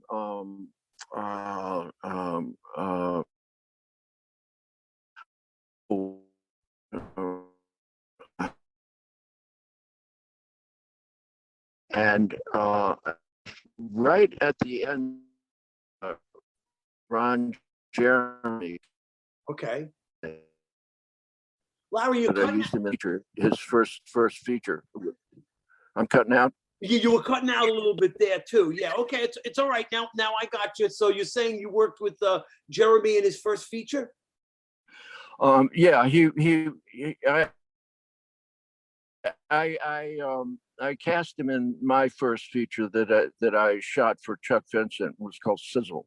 Right. And that was a film that I wrote and shot and edited and directed and cast and everything, Right. And it did well. It did well. A short aside, why people think I'm not rich now is because I made that film in 1978, I think, and it played played out. And I had a contract and everything, of course, and the money being deducted for prints and advertising and all of that, and all of the paperwork, the reports reflected all that. But I saw that film playing. It was like kind of the midnight show on Canal Street in New Orleans, and that was in 1985. So it had already been playing about 7 years, and I came back in 87, and it was still playing. And when Chuck settled up the account for that film, it said that I owed them $1,500. So, I don't think I ever got a penny from that film. Uh, And that's showbiz. That's showbiz, but that's why it's hard for people to understand. It's the love, that it's like the love of filmmaking, and people see that and and if you're any good at it, boy, you can go a long way on nothing, because that's about what you wind up with, you know. right. Right. I know exactly what you are talking about. I know exactly what you are talking about. And it's very, very true. People do not seem to put it all together. They all wonder, where did the money go? And the impression that I get, and I also got this from talking with Carter Stevens. I knew Carter as well. And Uh-huh. you look at everybody in the later years or the more recent years, and a lot of people are struggling. And I'm not even talking about just the talent. I'm talking about people who are actually in the business, right? And Right. who are actually making the stuff and everything. And it seemed like at the time it was probably a great cash business, but Yeah. for the later investment, it wasn't very good. I'm to take it. I'm going to take it, Larry, that there were really no cases of residuals on the pornographic features that you shot as well. There, no, I after one or two, I think I owned, but over a period of 10 years, owned about 6 films with Chuck.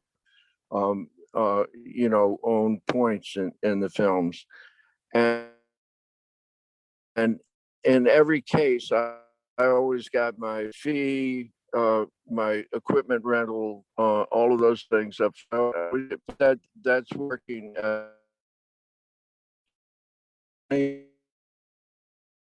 Because his business just doesn't work that way.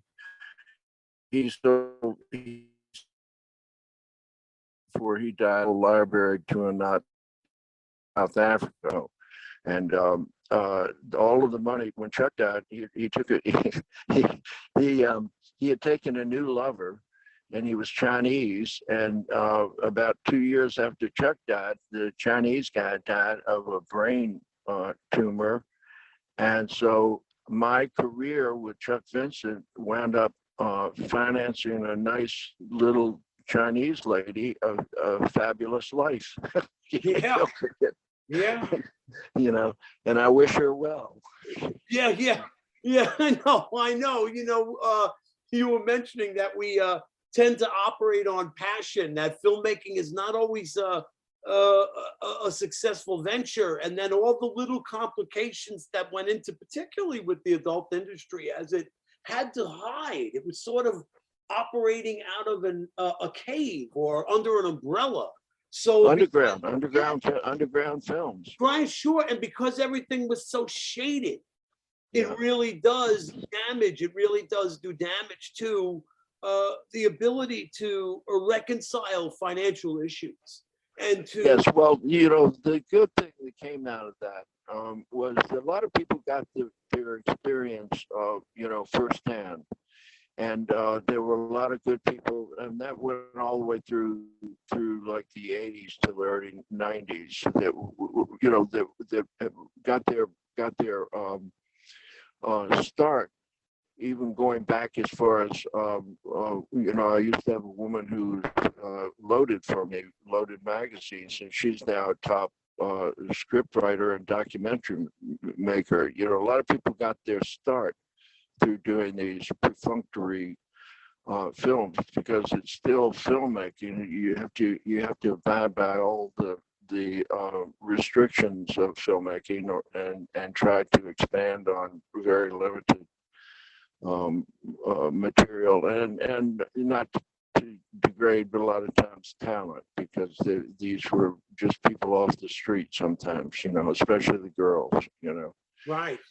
But they, they were all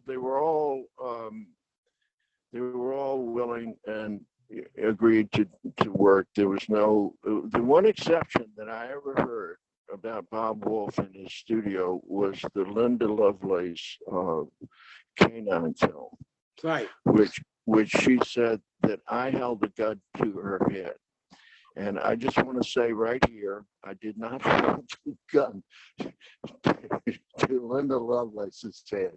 Right. You know, Right. that was all publicity. You know. Right. Oh, of course it was. I mean, and this is not uncommon, and it's not uncommon for that type of talent to pull that, to Yeah. say stories that suddenly contradict what they had initially been involved in. I mean, males did it, females do it. It's not uncommon to see someone do that, especially when they're trying to build a whole new reputation on something else. Yes, and they always seem to get steered by someone who is knowledgeable but knows that their name recognition, you can make a buck. And the guy that wrote the two books with Linda Lovelace had a history of like doing like wild things. Naked Came the Stranger was his first book, and he just asked. He was working at Newsday or something, and asked 3 or 4 other writers to write a chapter, and he put them all together and called it Naked Came a Stranger, which Bradley Metzger wound up making a feature out of. Right. You know, but he knew the value of Linda Lovelace, and he milked it. He milked it for everything he could get. Oh, you know? sure. Absolutely. Absolutely. I remember it well. I remember when all that was, when all of that information was coming out and all the hoopla about it. And one of the things about a lot of the people who appear in these films, a lot of them are we might even want to say attention crazy. So even if you have to flip the script to get the attention, that tends to be the way it goes. I mean, that tends to be the way it sort of plays out. Well, I did it for the X-rated films. I did a rather unscientific survey over a number of years, and speaking with the girls in particular, and it was an enormous amount of orphans, right, and like family, excuse me.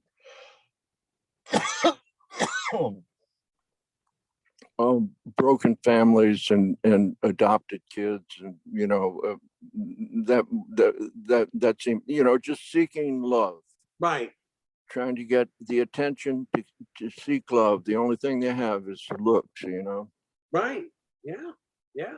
Oh no, you can. It actually becomes predictable. Even the psychology behind why they're there in the first place. There's so many similarities and variables that come together, and it builds up to what it ultimately becomes. So yeah, I completely hear that. I totally understand that. Totally understand that. You mentioned that you carry on with film, or anyone would carry on with film due to passion. The filmmakers, at least.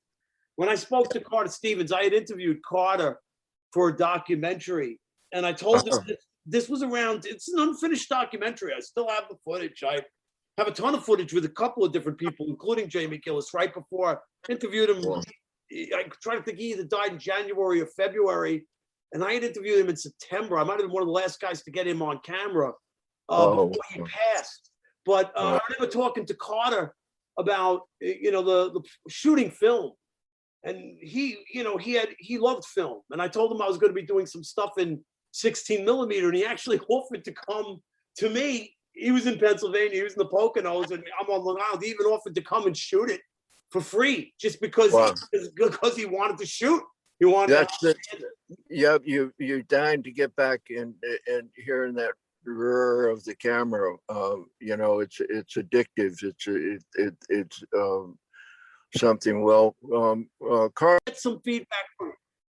Yeah, I'd love to get some feedback from you on Carter Stevens. I had said to you that he had expressed interest in coming down and shooting on 16 millimeter for me if I was going to continue in that fashion, which of course I didn't end up doing, or actually I should say I did shoot some 16, and finding all the difficulties with it in regards to processing and actually getting a hold of a work and stuff, all of that an impossibility. So I opted not to keep doing it, but he had offered to come down and shoot on my behalf, which I thought was a kind thing.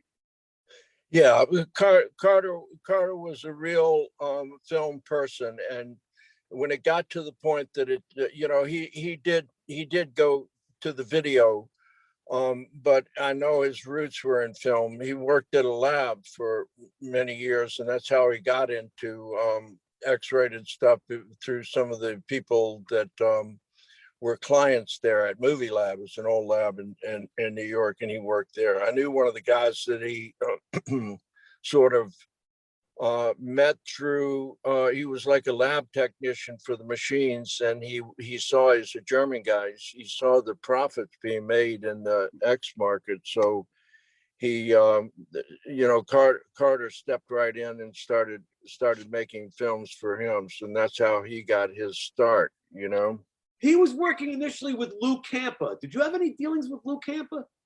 No, Lou Campa was a sort of producer for certain people. I worked mainly with Eddie Mishkin, who had wholesale. It was called Wholesale Books, and he had been in the distribution for a long time. I also worked, for other people, Eddie D, and another guy who was Dennis Taylor, and of course.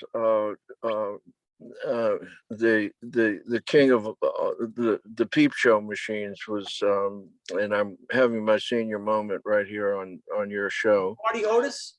Marty Hodis, thank you. Marty Hodis. I think he lived all not that far from me. My memory or thought is that he was in Plainview. As a kid, I grew up in Hewlett. I was always South Shore, but I grew up in Hewlett, and I'm pretty sure that he lived in Plainview, if my memory is correct, on Long Island. Okay, yeah. I visited him with the Spicers, and we had an evening with him.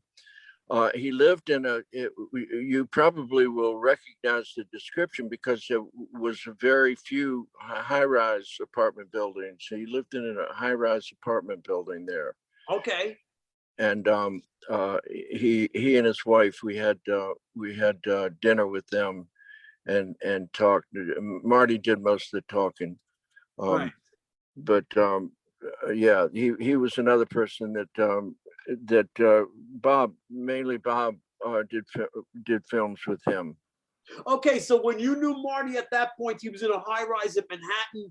And I think in his later years, I mean, I don't know if it was retirement or maybe just raising a family years. I believe he was living in Plainview, if my memory. Yeah. So I'm sorry, I didn't make that clear. The high rise was in Plainview. Oh, it wasn't. Oh, it was. How interesting. Yeah. It was like a real. It was a real, upscale kind of apartment building, but a high rise. Right. You could see the New York skyline from his window. Interesting. Okay, very interesting, Larry. I got you. Okay, so yeah, all right, that all comes in. That brings it all in. Yeah, I got you. Now, I was asking you, Larry, I had mentioned Lou Campa, and you said you didn't really have any dealings with Lou Campa, correct? That's correct. Okay. I only have heard the name. That's all I know. Okay, so you never actually met him. I got you. All right. So now, Larry, talk to me a little quickly before we get into the 80s direct-to-video horror stuff and the stuff for cable and TV. You transitioned over to some really, doing combination of things, whether you were photographing or even in some cases actually directing, but you went in to the feature porn business, and you said you did this on the wings of Chuck Vincent. You were tied in with Chuck Vincent for this? Yes, by way of the Amaro brothers, who made some of the with Michael Finley. Correct. That's actually who I was going to get to. I was going to ask you about your work with the Amaro brothers as well. I have that noted here. But yeah, how did that all kind of come together? And by the way, did you ever meet Finley? No. I met Roberta on a shoot. She was the DP on a shoot for the Amaro brothers films.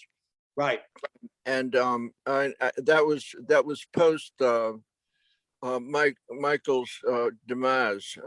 For the listeners, he was one of the people that was killed in the Pan Am building when the helicopter, the strut on the helicopter collapsed and the blades flew off, and I think he was decapitated. Yeah, he was severely. It was pretty severe. I don't know if it was a complete decapitation, but he was hit by the blade, and we, it's interesting because he was a very interesting character, and he was working with his own concoction, his own version of a 3D camera at that time, and he was more than what he was. There was a lot more interesting things going on with him, so we consider that a real loss, an early demise, and a loss. Yeah, he was on his way to get an award for that 3D camera at Cannes, and he hated flying, but he was in a hurry to get to JFK, so he's going to take that Pan Am shuttle. Right. I remember Jamie Gillis talking about that, because Gillis wasn't fond of flying either. And he said, sometimes you have to, Gillis said to me, he said, sometimes you have to listen to your fears. Yes and no. I mean, yes, fears can be so debilitating. So you don't necessarily want to do that. But I understand what he meant, that if you're feeling something about something, sometimes it might pan out. So, don't discount your feelings completely. Yeah, Jamie was famous for taking the train to California. He worked a lot in California and New York both, and he would take the train. So, right. That his fear was, well founded, I guess. Yeah. So you're working with the Amaro brothers, and from the Amaro brothers, you got involved with Chuck Vincent, who used to also use the name. I think he shot some of his own stuff, and it was Mark Ubell. I mean, I'm going back right. When I was real young. That was who I knew Chuck Vincent at, was Mark Ubell. Mark Ubell, yeah, he used that name all through his career. It would be, as a producer or as an editor or something, but he resisted putting his name all over a film, so it always looks better when you have other people involved, but Chuck was kind of a one-man band in a way. Right. Right. So what did you think of him? What was your feelings, and how was it working through him? How did that all kind of culminate? Well, I met Chuck at his loft. He had a loft at it was 35th Street and 8th Avenue. He had the apartment above Mamie Van Doren. And he had been there for some time. When I first met him, the first thing I shot for him was in that loft. It was the feature Jack and Jill. And I got to know Chuck just because when I was working with the Amaros, John Amaro used the name Francis Ellie for gay films. And I was shooting a gay film for John, and he was using Chuck's loft. And I remember clearly that I didn't have a gaffer or an assistant camera or anything. This was like really, I think it was actually 16 millimeter. And I was rigging lights in Chuck's bathroom and running cables and getting the camera set and doing all that stuff. Chuck said, they went to break for lunch, and he said Marco was his houseboy. He said, "Marco, fix this man a steak." and he hired me after that. Now I worked on a couple of films with him, first as a assistant camera, and then Jack and Jill was the first feature that I shot with him, and we went on for till 92. We're talking from 70, late 78. So good number of years, maybe 40 films with Chuck, 40 features. And he was Chuck would get up in the morning and he would practice tap dancing for a half an hour.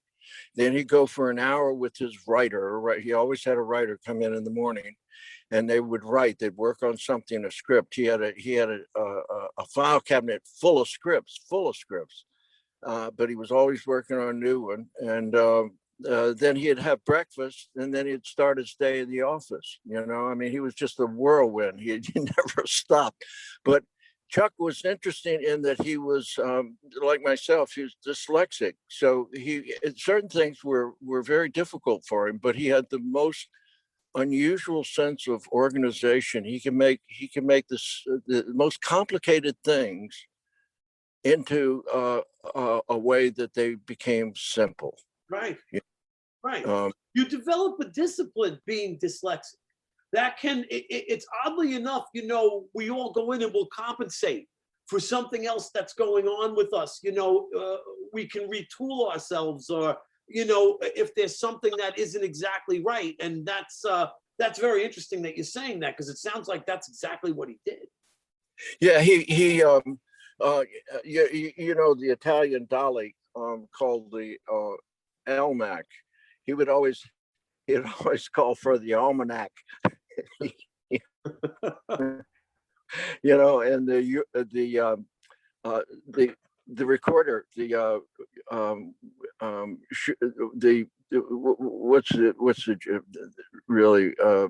recorder that was most used, Nagra. Right. He would call them. He called the Nagra the Niagara. But I did a lot of films with him, and I still respect the guy. Well, you know why? Because you were both hard workers. The people who got work in that business were people who were willing to move their ass. A guy I knew, this filmmaker on Long Island, Joe Marzano. Marzano worked for Campa, and in 67, he had starred in Cool It Baby, which was a Campa production, and then they let him direct, and he did a version of Venus in Furs.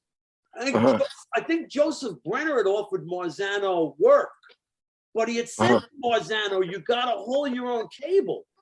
And Marzano got smart with them and said something like, "I don't haul my own cable." And then that took care of that. That was the last of Marzano in exploitation land. It's like you had to be careful what you said to people. And, and I think it sounds like, to me, the reason why you continued to work is because you worked. That was the whole thing. You just kept working, Yeah. I mean, if you love the business, there's never a bad day. I mean, you might have difficulties and stuff, but you love getting, setting up a shot, getting the actors in and doing it. And Chuck, like I said, was very, very efficient at that. It sort of spoiled me working with other people, because it would take forever to get things going. Chuck was like a whirlwind. We get finished at 2:00 in the afternoon. I said, "Chuck, we didn't do any coverage on that last scene." He said, "Nah, it's okay." he was anxious to get to the cocktails. He had done what he thought was required, and he didn't need me to ask him to shoot some close-ups. He was going to edit the film anyway. He was editing features on a reel-to-reel thing with a little sound reader. He would just cut out the slates and then put the whole thing together. And sometimes that became the finished product. I mean, it was amazing. He was just very impatient person. But I like work. I like working with him, and I've always been like really fast.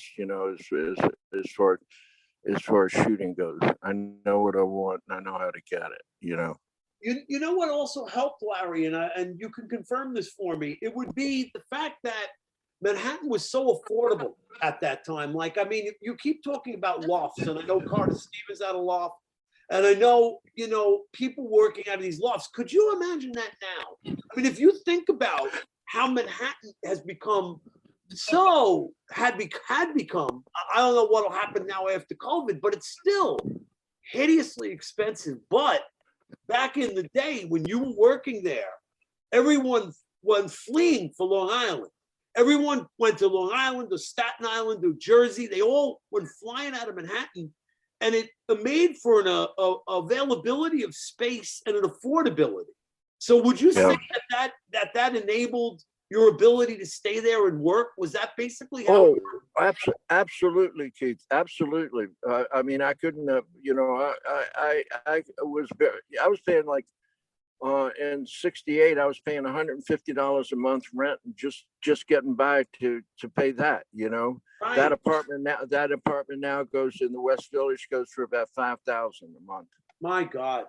What do you have to do? I guess it has to be finance or hedge funds. Like, what business would you have to be in to afford that?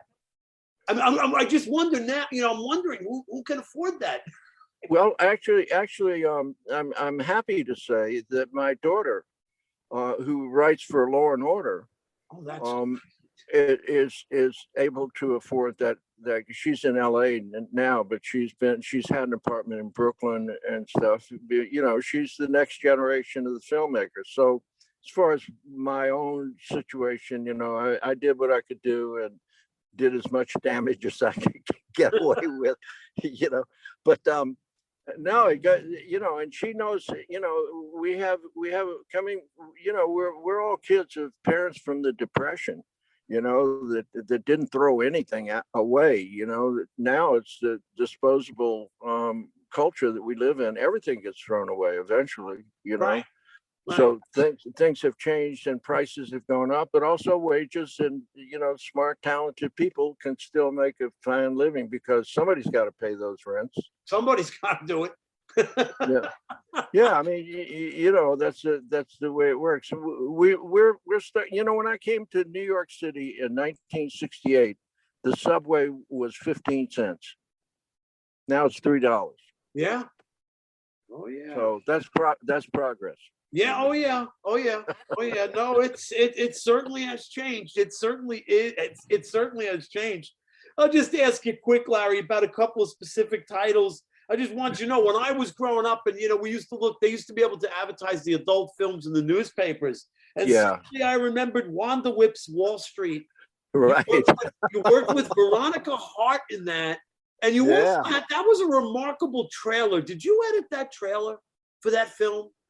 I think so. I mean, I edited the film, so I probably edited the trailer. Right. That was another thing that was very efficient of Chuck Vincent that I learned from him. It was, once you've got your work print all cut in a negative mash and you're getting a print, then you start doing your promo, and you just take all of the film that you use to cut the mastering and take out the sections that you want to put in the trailer. So I probably did that. It was great. I mean, I remember seeing the ads in the newspapers. Later on, seeing the film on video cassette, and then also seeing the trailer for it on video cassette. So it takes you right into the video years. But what was your experiences working with Veronica Hart? How was that whole experience? How was that whole shoot? Veronica Hart is the most, she's the most talented and professional person, regardless of what the genre of the film is. She could do 10 pages of dialogue a day, make 6 costume changes, and if she had to, she'd have sex with 3 different guys, and never miss a beat. Right. She was something. She's still around. She's still with us. And she was great. She was great. Veronica, you just kind of wind her up and let her go. Yeah. Show, put a camera where she knows. I mean, she just knew screen craft. She knew everything. It was like a part of her DNA. Right. And a pleasure to work with. Not a minute of like arrogance or I'm the star, any of that. Which, all of the stereotypes of leading ladies. I have experienced that with some leading ladies. Like Marilyn Chambers, for instance. And it was never pleasant. Most of the really talented people were a pleasure to work with. Honestly. Oh yeah, it was really the people that were struggling. I agree with you, Larry. I think not all the ones. They might have all had names, but it didn't mean necessarily that they were all of the same caliber. You have to think about it as a fresh art, if we want to call it that. Although we know the truth of the matter is that pornography goes back to cave drawings. I mean, we Oh know, yeah, yeah, yeah. it's been around for a long time, but that doesn't mean that everyone in it was a pleasure or was well wrapped or, I mean, you step into what you step into, Yeah. I mean, you come out and you say, if she could only walk. Yeah. um, all different levels, but Veronica's top of the top. I mean, she's the apex of the pyramid.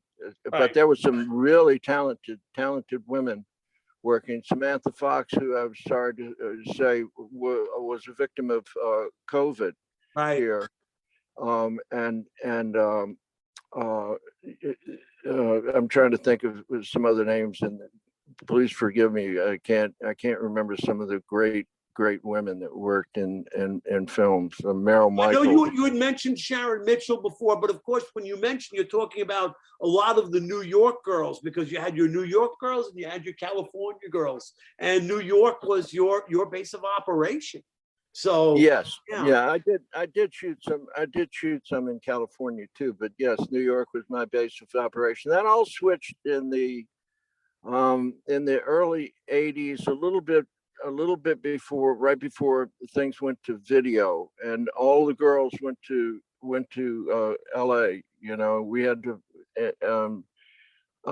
doing films, we had to fly a lot of girls in because there just wasn't the talent pool anymore for the X-rated stuff. They were all all out in California. Right. You know. Right.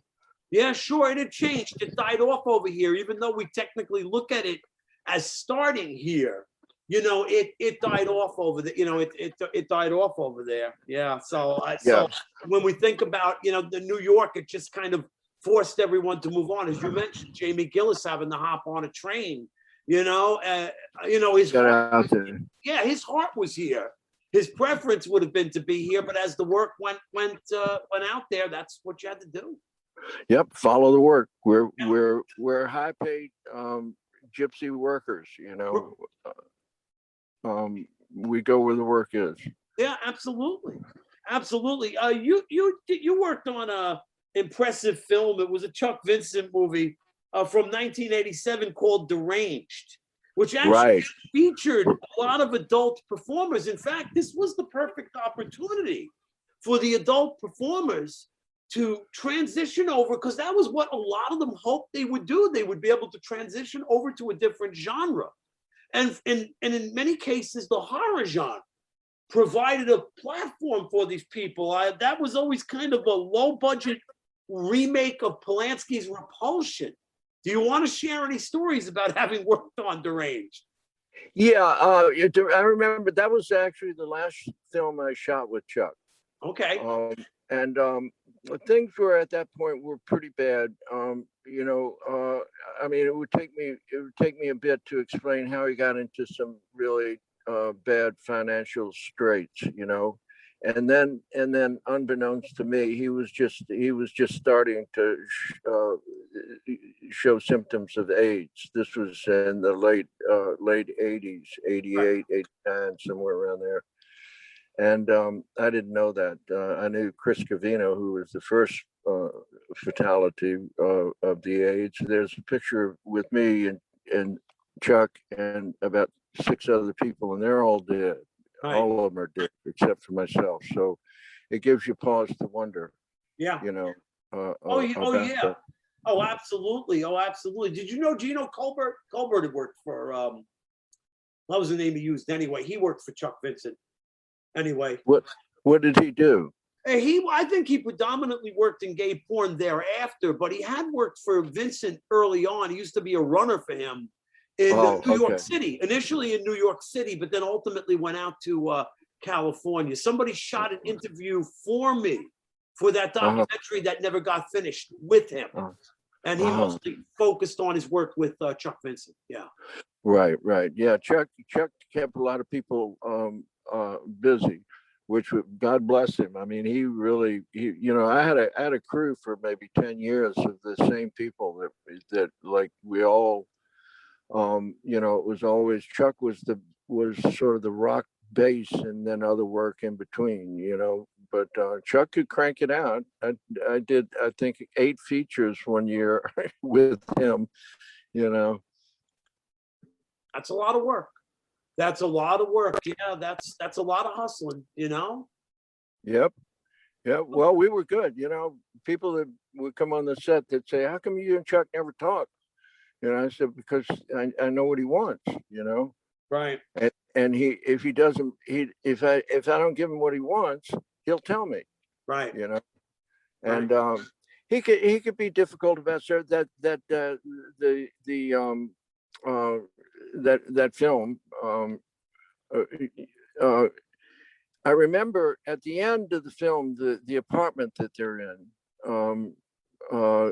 is a fire. It's burning, and Veronica is wandering around in a daze in this flaming apartment. Now, the apartment was a set, and the set was built in Chuck's um, studio out in Long Island City. And I told him before, I said, Chuck, I know what you're going to do. You're going to put a couple of smoke pots in front of the lens and make it believe that the apartment's on fire. I said, I can make it look like the whole apartment is ablaze, like the furniture and the drapes and everything. And Chuck said, why would you want to do that? I said, Chuck, you know, come on, we're getting into the big leagues here. We can't use this crap anymore. You know? So let me do it. He said, no, it'll take too long. And I said, well, I'll tell you what, let me set up the high-speed camera. I had to use a high-speed camera for this. And I said, it'll be set up the night before for that shot.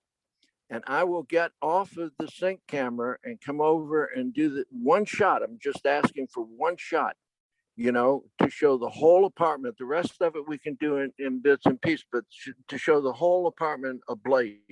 Right. And he said, oh, all right. And I said, the one thing I ask of you is like have Jane do all of her movements like at least double the speed of what she normally would. Right. Because it's high speed, and we want to make her look normal, but we want to, you know, water and fire don't homogenize, so you can tell very easily if a flame is not a big flame. So right. I was going to make a big flame, right. And I was going to use the same technique that I explained to you in part 1 about the face, burning the face off. But exactly. I was just about to mention that you had that trick. Exactly. Yeah, right. Yeah. I mean, that's one of that you have in your toolbox, you know, and so we did it, and I got one take. The take was good, except he forgot to tell Jane to move, you know, double the speed. And he used a little clip of it, but not much in that film. It could have been a lot better. But the last shot in that film, it symbolically was on 59th Street across from Central Park, right there at Columbus Circle, of Jane walking down the street barefoot, and it was like snowing out. Yeah, you know, and that was like that was symbolically the end of my career with Chuck Vincent, you know. Right. It is. So, yeah, it is very symbolic. Yeah, that's very interesting. It really is. Now, you know, now that you're saying that and you put that all together, yeah, very interesting. Very, very interesting. Yeah. Larry, the point of shooting this stuff on film was you were still hoping to get bookings, or because I know with the days of video, they would sometimes say on the video box, direct from theatrical release. So were you guys still hoping to get bookings in theaters at that point? I mean, usually you would at least get one. Well, that's where the rub came in. Chuck called me up one day and he said, "Are you sitting down?" I said, "No." He said, "Sit down." He said, "I just signed a deal with Playboy." This is when Playboy was just starting their channel, the Playboy channel. I just signed a deal for 10 pictures with Playboy. And I said, "Whoa." He said, "That's in 1 year. We have to do 10 films for Playboy in 1 year." So, you know, I immediately, you start an equipment company, you know, camera lights, everything. And the thing actually went only 2 films. The first film were the Amaro brothers did a film called RSVP, and we were right across from the Playboy Tower on Sunset there, and wait until the night of to start shooting. Everybody's there. We come out from California. You know, we still didn't have the money. Anyway, they finally got the money. We shot the film RSVP, and we were supposed to do another film. Well, we did a film with Chuck, but that wasn't for Playboy while we were out there. So we did 2 films back to back. The other film was Hollywood Hot Tubs, which ran on TV forever out there. It was like the midnight show. It was a pretty funny film, you know. Anyway, Alex Massis, who Chuck hired when he got this 10 picture deal, he had advertising going and stuff, and he was trying to get the sales, to answer your question, the sales for film in Europe. And so Alex Massis had Europe and was supposed to make the sales to Spain, France, Germany, whatever, and at MIFID. And Alex got the money, and then took the money and bought films out of South Africa. That was still during the days of apartheid, and you couldn't take South African money out of South Africa. So you could take films out. So Alex Massis just jumped the gun and bought all these films from South Africa, and Chuck got screwed because he didn't have the money. Playboy put up the money for the first one, and Chuck was supposed to put up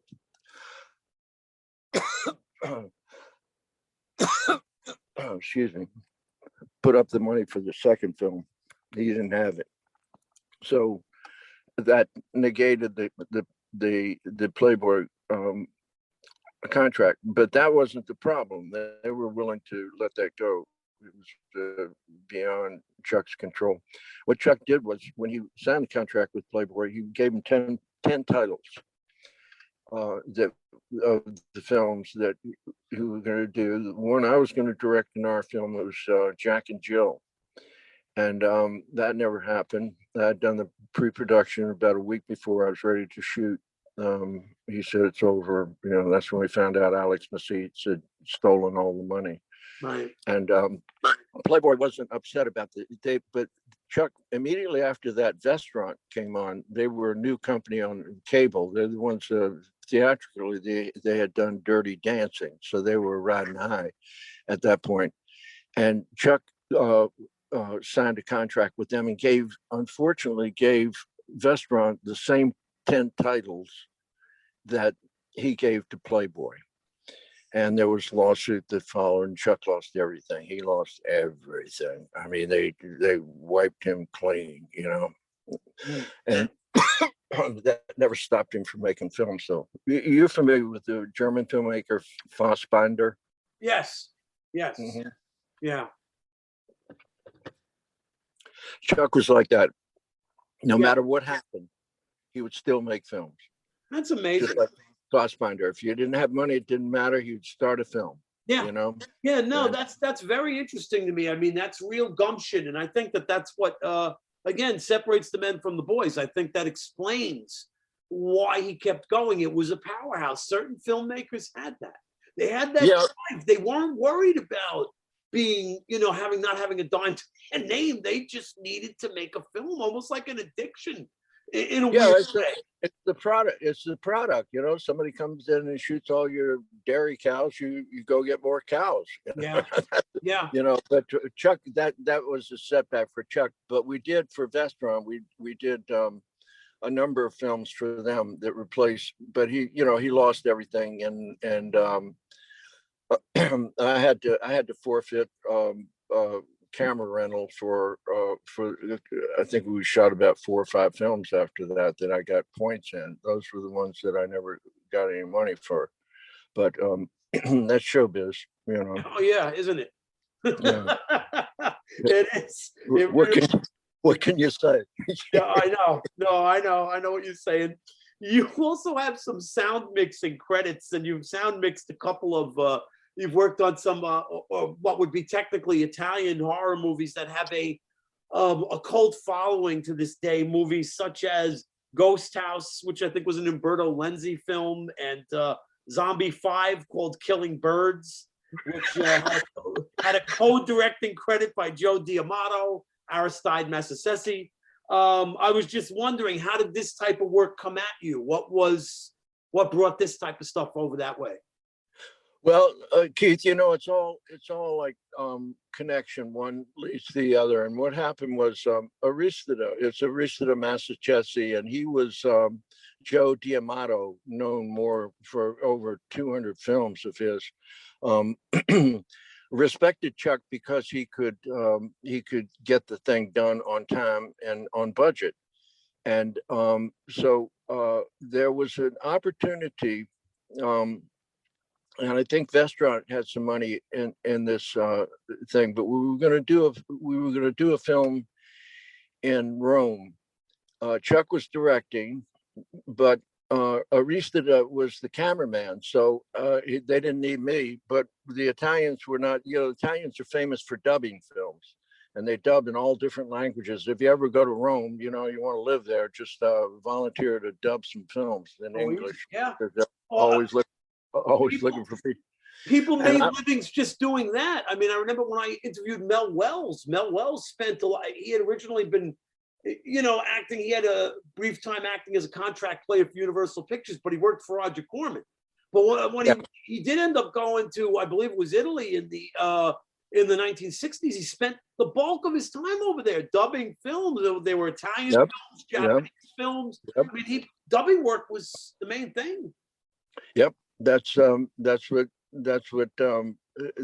they've done for ages, and I was sort of one of the first pioneers for Aristide to do what they called direct sound, or what we call sync sound. And I went with Chuck, not because I'm a sound man. That was I had done sound before in documentaries. I was well acquainted with that area. But Chuck was looking at, there was an English producer who had bought all of the outtakes of the earthquake from a film in 1970s about Mount Vesuvius. Okay. When it erupted, so all the special effects things. Aristide, that's the perfect type of thing that he would get involved in, because a lot of the film is already done, and so they wrote a script with Sybil Danning played the female lead, and it was like a gladiator film. Yeah, Warrior Queen. Are you talking about Warrior Queen? Yes. Right. Yes. Okay. That's the one with Donald Pleasant. With Donald Pleasant. No different. Anyway, so I was there because Harry, I can't think of it. It'll come to me. Harry, the producer, wanted to do the Kama Sutra. And he wanted to do it. He wanted me to direct it in Venice, and needless to say, I was looking forward to it. But the way things turned out, that never happened. Harry Allen Towers, yes, was the name of the producer. Yes. Of infamy. Yes. Oh yeah, he goes back to the 1960s. He's got more credits. Did a lot of work with Jesus Franco. Yeah, very prolific British producer. Yeah. Yeah, he was something. He was going to get Orson Welles to do the voiceover for my 20-minute Around the World film. Wow. But unfortunately, that didn't come to pass either. So being there and doing sound, and Aristide and I got along pretty well, because being a cameraman, I knew how to keep the mic out of the shots, and some complicated things. Unfortunately, the crews in Italy were used to shooting MOS without sound, MOS meaning without sound. Right. And so the carpenters and the generator for the lights and stuff, that could all be working while they're shooting. No problem. Now here comes Larry Revene from Richmond, Virginia, telling them they have to be quiet. No, it's not the wind, it's the generator. It's the generator. We have, it was difficult. And they hated me. When I would stake out I learned quick, when I stake out a spot that I knew what the scene that was going to happen for the sound, so that I could get the mic where I needed to get it. Right before the take, they would come over, and about 3 of the grips would stand where I wanted to be, So I had to like work around that and their displeasure with me. But after a while, they learned to love me. They called me, the Italians have nicknames for everybody. And my name was Tumba, which means a tomb. It's like I was very quiet. I didn't talk much. Okay. Yeah. Anyway, so that's how I got to know. And then Aristida came here. He would come here whenever during the late 80s, early 90s, whenever the lira that's when back before the euro, whenever the lira was stronger than the English, than the US dollar, he would come here and shoot. I did a show in Cohasset, which is up by Boston, another one at Virginia Beach, another one at Tippecanoe, Louisiana. That's where the killing birds. We did that there. And then Utah was the you changed the name so many times. I don't even know what it was, like Formula 609 or something. I don't know, some crazy name about radioactive roots. Right. Yes, the film would ultimately become Crawlers, correct? Yes, that's right. Okay, you know more about this than I do. Yeah, I should go out. I should go on. I mean, I see that IMDb, all of my credits. You look back and you say, "Geez, I did over 100 features." That's a lot of work. I was pretty burned out by the early 90s there. Oh, it had to be. Yeah, I was just thinking about that because I know how like I said, I've shot in 16 millimeter. I was predominantly doing shorts. And that was overwhelming. Even if it was just a one night tour or a weekend shoot or something, it was overwhelming. So the energy level that you had to maintain. Yeah, and you the attention to detail and all the logistics and everything. I mean, it's really something. But so when Aristida came here, I shot some film for him. I don't even know the name of it. There was another director. We were out in Utah, and that place where they have the big festivals, the Southwest festivals. Right. Utah. Oh, what was the name of the town? Anyway, we worked there. We shot 2 films back to back. There was an Italian crew, and there was like an American crew with an Italian director. Fabrizio Lorente was the director, and I worked with him. And then the other crew, I don't know who the director was for that. He was an Italian guy, and and the Italians worked their thing. They brought their own food. They were, it was a whole deal. But it was fun working with Aristida. You feel really cosmopolitan working with him, Right. And it was them, because they had a good run. The Italians were really always good at basically mimicking American movies, but making them their own, adding their own flavor. So they had a really good run of getting their films shown in our country via various different distribution. At the very end there, it seems to me they were taking advantage of the video. They knew the video would get the product out on video cassette. So they were able to keep going. They still miraculously kept going for a long time. Yeah, I mean, that's like I said, Chuck had a file cabinet. It was full of scripts. And that first film with Ron Jeremy, I took Ron and introduced him to Chuck. And Chuck stood up at one point while we were there, and I could tell he was impressed by Ron, his sense of humor and so forth. He went to that filing cabinet. He pulled out a script, and he said, "This is the film you're going to make." He had it. He had it all. The only thing he changed was the title, you know, Right. and I think he called it The Successful Seducer, and the end title was Fascination. Right. And Yes, it was only only because Chuck had that script and another script too. You know, one that I did for him, you know, directly. You know, he was just great with that. So it's like an artist studio. You know, you walk in and somebody's working on one painting. That's it. You say, well, oh, that's nice, and you know, but you walk in and there's paintings stacked all over the place. You know, and say, this is a real painter. This guy's a real painter. You know, or a gal. So Chuck was like that, and he interested the guy along real well as far as like the deals they made and so forth. right. But that was quite an experience. Quite an experience. You also are credited with visual effects on a film called Spookies. Yeah, Jeannie Joseph. Okay. That was one of them.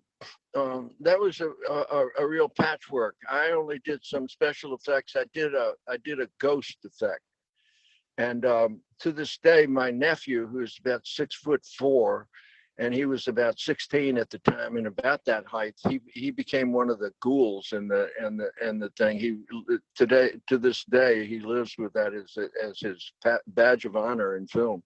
But I did a double exposure thing, make a ghost look like it was in a room or something. I don't remember exactly. One of the guys involved with that, he works a memorabilia convention in Manhattan.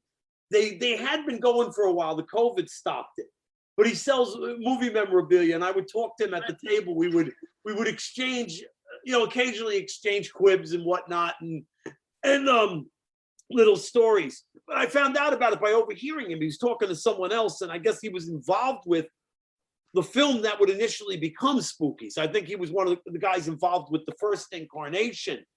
You know, as you said, it was a hobbled together thing.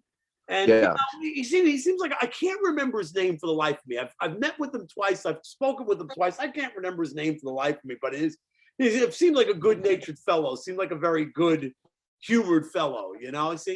For how things go, because I think, you know, so many of these people tell stories and they take a bath, and some people, you know, all right, you take a bath and you move on, and some people don't. They're rather embittered or angry, which is understandable, you know. Real understandable, you know. Absolutely, but you know, you have to love it to stay in it, and like you know, those setbacks, they have been major setbacks. You know, most recent was one of the the last film I did in 35 millimeter, which was in Guyana, South America, and it was a Bollywood film, and you know, they actually tried to usurp all of my camera equipment and lights and stuff by sending me home to get a visa on a false pretense. Oh. And then is that film Rainbow Rainy? Yes, that's it. Rainbow Ronnie. Okay. You know? Okay.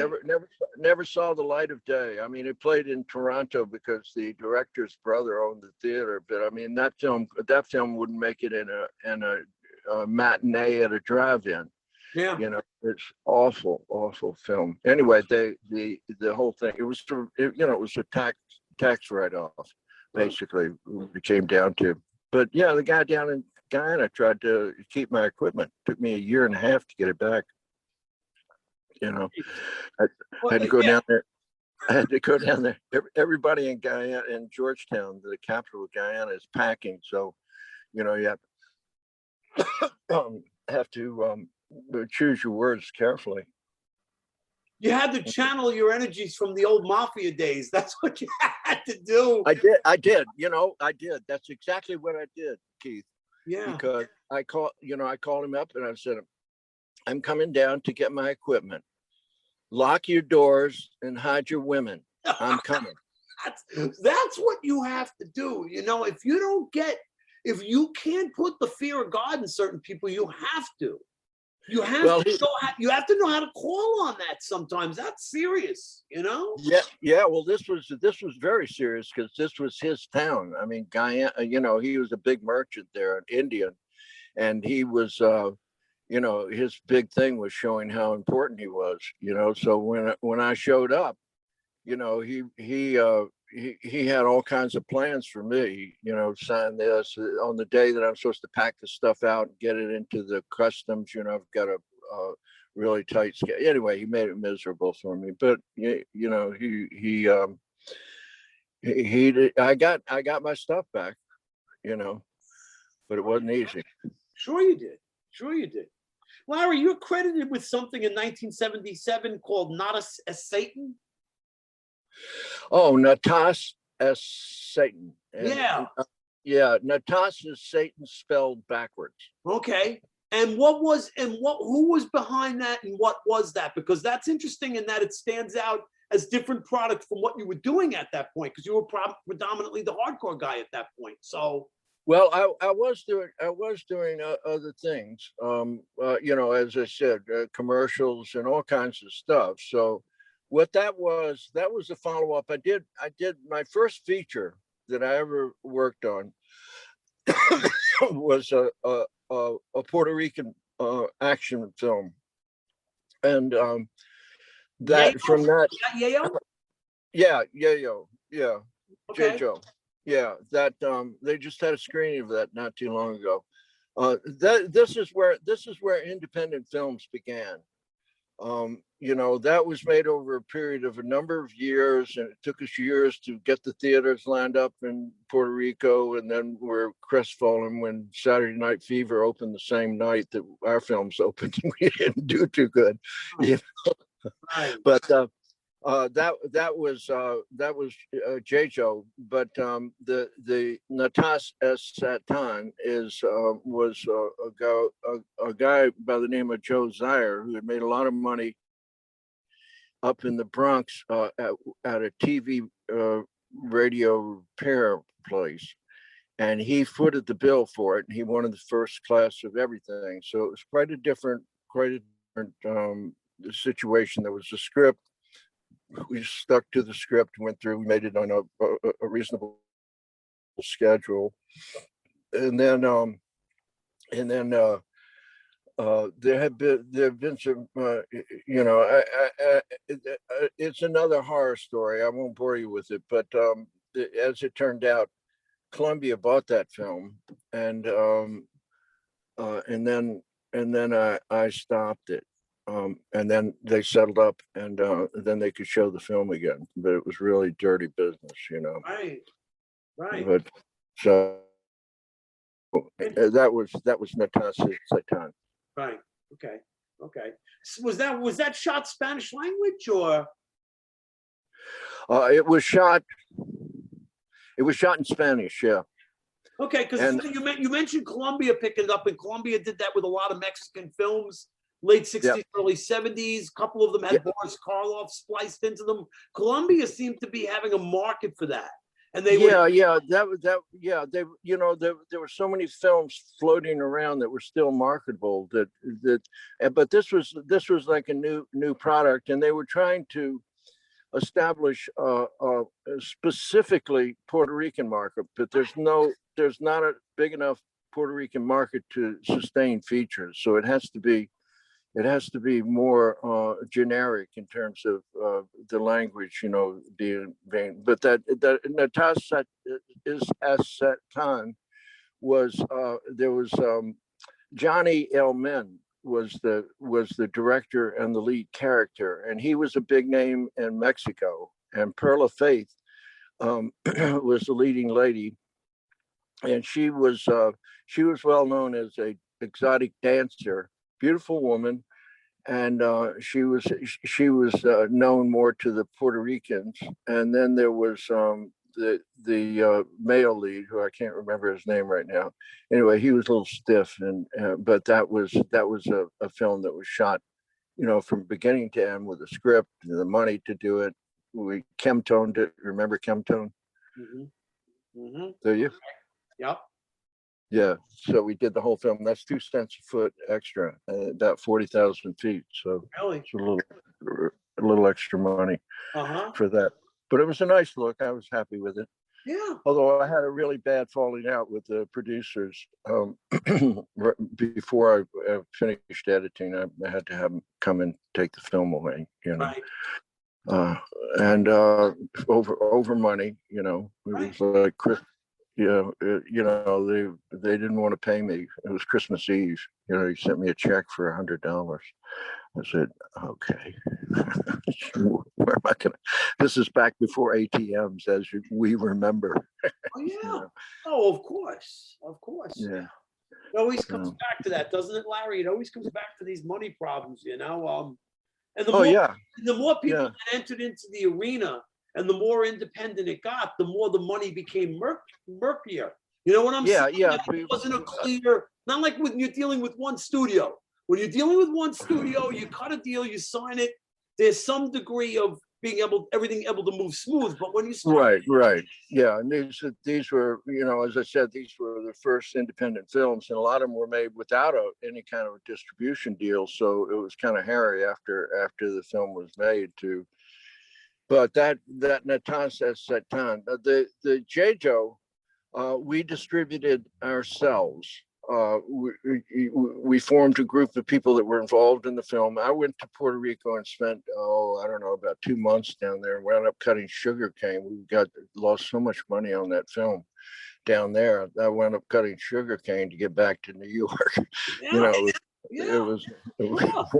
sure, sure, you take whatever's there just to get the money to get back. Sure, of Yeah, course. yeah, Yeah, that's yeah. not easy to cut. No, it hurt. It hurts. Oh, sure And it does. they all the Puerto Rican guys were wondering how long the gringo is going to last. Yeah, that and bamboo. That and Yeah. bamboo are miserable things to cut. Yeah, the People leaves. don't realize that. I was involved in landscape, so I know Oh, so I actually know what you're talking about, man. And some of that stuff is murder. It really. yeah. They're like serrated blades. Oh yeah. Oh Yeah. yeah. So that's why they burn it, and then you got to deal with all the ash. Oh yeah. It's like, anyway. It was interesting because I was living with the Dominican family while I was there, and it was interesting. That's the one thing, Keith, and about my work, not only as a musician but as a filmmaker. And I know you have this experience also, that you can walk into some place, you have a purpose for being there, and wherever it is or whatever's going on, they see you, they know who you are. You're a filmmaker, and you're accepted generally, pretty much, with open arms. You're like the plumber that comes in to do his work. You know what it is, Larry? There's people have a tremendous fascination with filmmaking, and I think they also take on even more of an appreciation when they see you're working on nothing and you're hustling. I've had people do kind things for me, and you'll never forget the kind things. Anyone who's ever treated you kind, people who have given you places to shoot for free, Right. stuff like that. Right. You'll never forget that.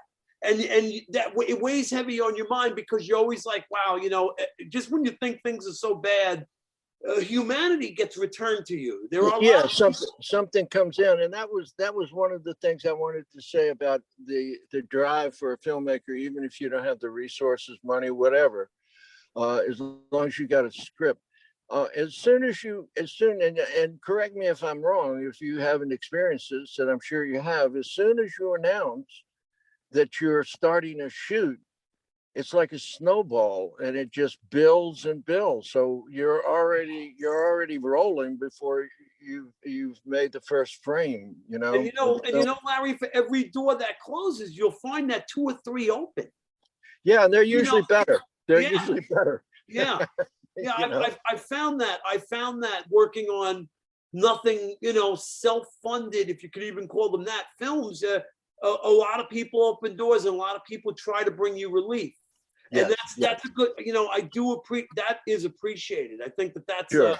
important Sure. thing.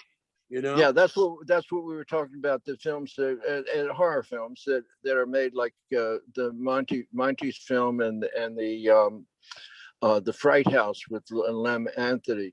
Yeah. The community pitches in, and they all become a part of it. There's a little bit of acting in it, and that sort of thing. So it's actually refreshing. I like working with people like that maybe don't know anything, and you give them a job, and you show them how to do it, and usually they'll really surprise you. And some of them will go on to work in the industry, from that experience. Oh yeah. Oh yeah. That was it's an amazing thing. It is an amazing thing. I've had a student, she was a student of mine, and she became a PA for me for when I was shooting some promotional trailers for what should hopefully be the next forthcoming films, right? But anyway, she's gone on to do her own short films, which she showcased at certain festivals, Long Island stuff. And completely different from anything I would do. Her stuff is about relationships, mother-daughter relationships, that type of thing. And I'm so proud. I mean, it's a proud feeling to see somebody do that, Yeah, and it goes a long way. I started a French woman. Her name is Maurice Alberti, and she is now one of the top female directors of photography in the country. She's been on the front of ASC magazine and stuff. And I started her out from scratch. That's amazing. Yeah, and it's like you said, it's really a nice feeling to know that you contributed to somebody like that. I have one now. She came to me through Bill Milling, who you probably remember. Okay. And she was part Chinese, and she worked for me in the mid 90s. I had a studio on 42nd Street. You remember Dave Darby? Not Dave Darby, I'm sorry. David, his brother was the one that found Screw with Al Goldstein. Buckley, David Buckley. Yes, anyway, Buckley was the one who co-founded that. Yeah, Buckley was actually the brains, and Al Goldstein was a mouthpiece. That was what my memory was on that. Yeah. Well, that was Bill Buckley and his brother David. I had a studio on 42nd Street in an old armory building there for a while, and this woman came straight out of NYU, and now I've reconnected with her. We're talking about what goes on. I reconnected with her recently, and she said, you gave me so much experience, so much more than I ever got at NYU. She only worked with me for about 2 years or something. And then after 9/11, I was outside. What are you doing? She said, I'm a ordnance mechanic. She's the one that puts the bomb heads on missiles, So she didn't stay in film, but I'm real nice to her. Right. She's in the Navy. She's in the Navy now. But she was a great woman, and it's great to see people, flourish. Oh yeah. Yeah. Larry, now are you still working? I know you're credited with a short subject. You were talking to me, I think, earlier in our first talk, a thing called Prey from 2018. Now, are you still, what's your situation? Are you still kind of for hire? Are you still out there, or what's going on? Yeah, I am, and I do sporadic work. My forte is not so much in digital cameras now, although I own, a decent digital camera. Right. There's a lot more information, and I don't get that much of a chance to work. And frankly, after about 40 years in the business, your tolerance begins to wane, and you talk to somebody about a project or a person or something like that, and you say, I know that type.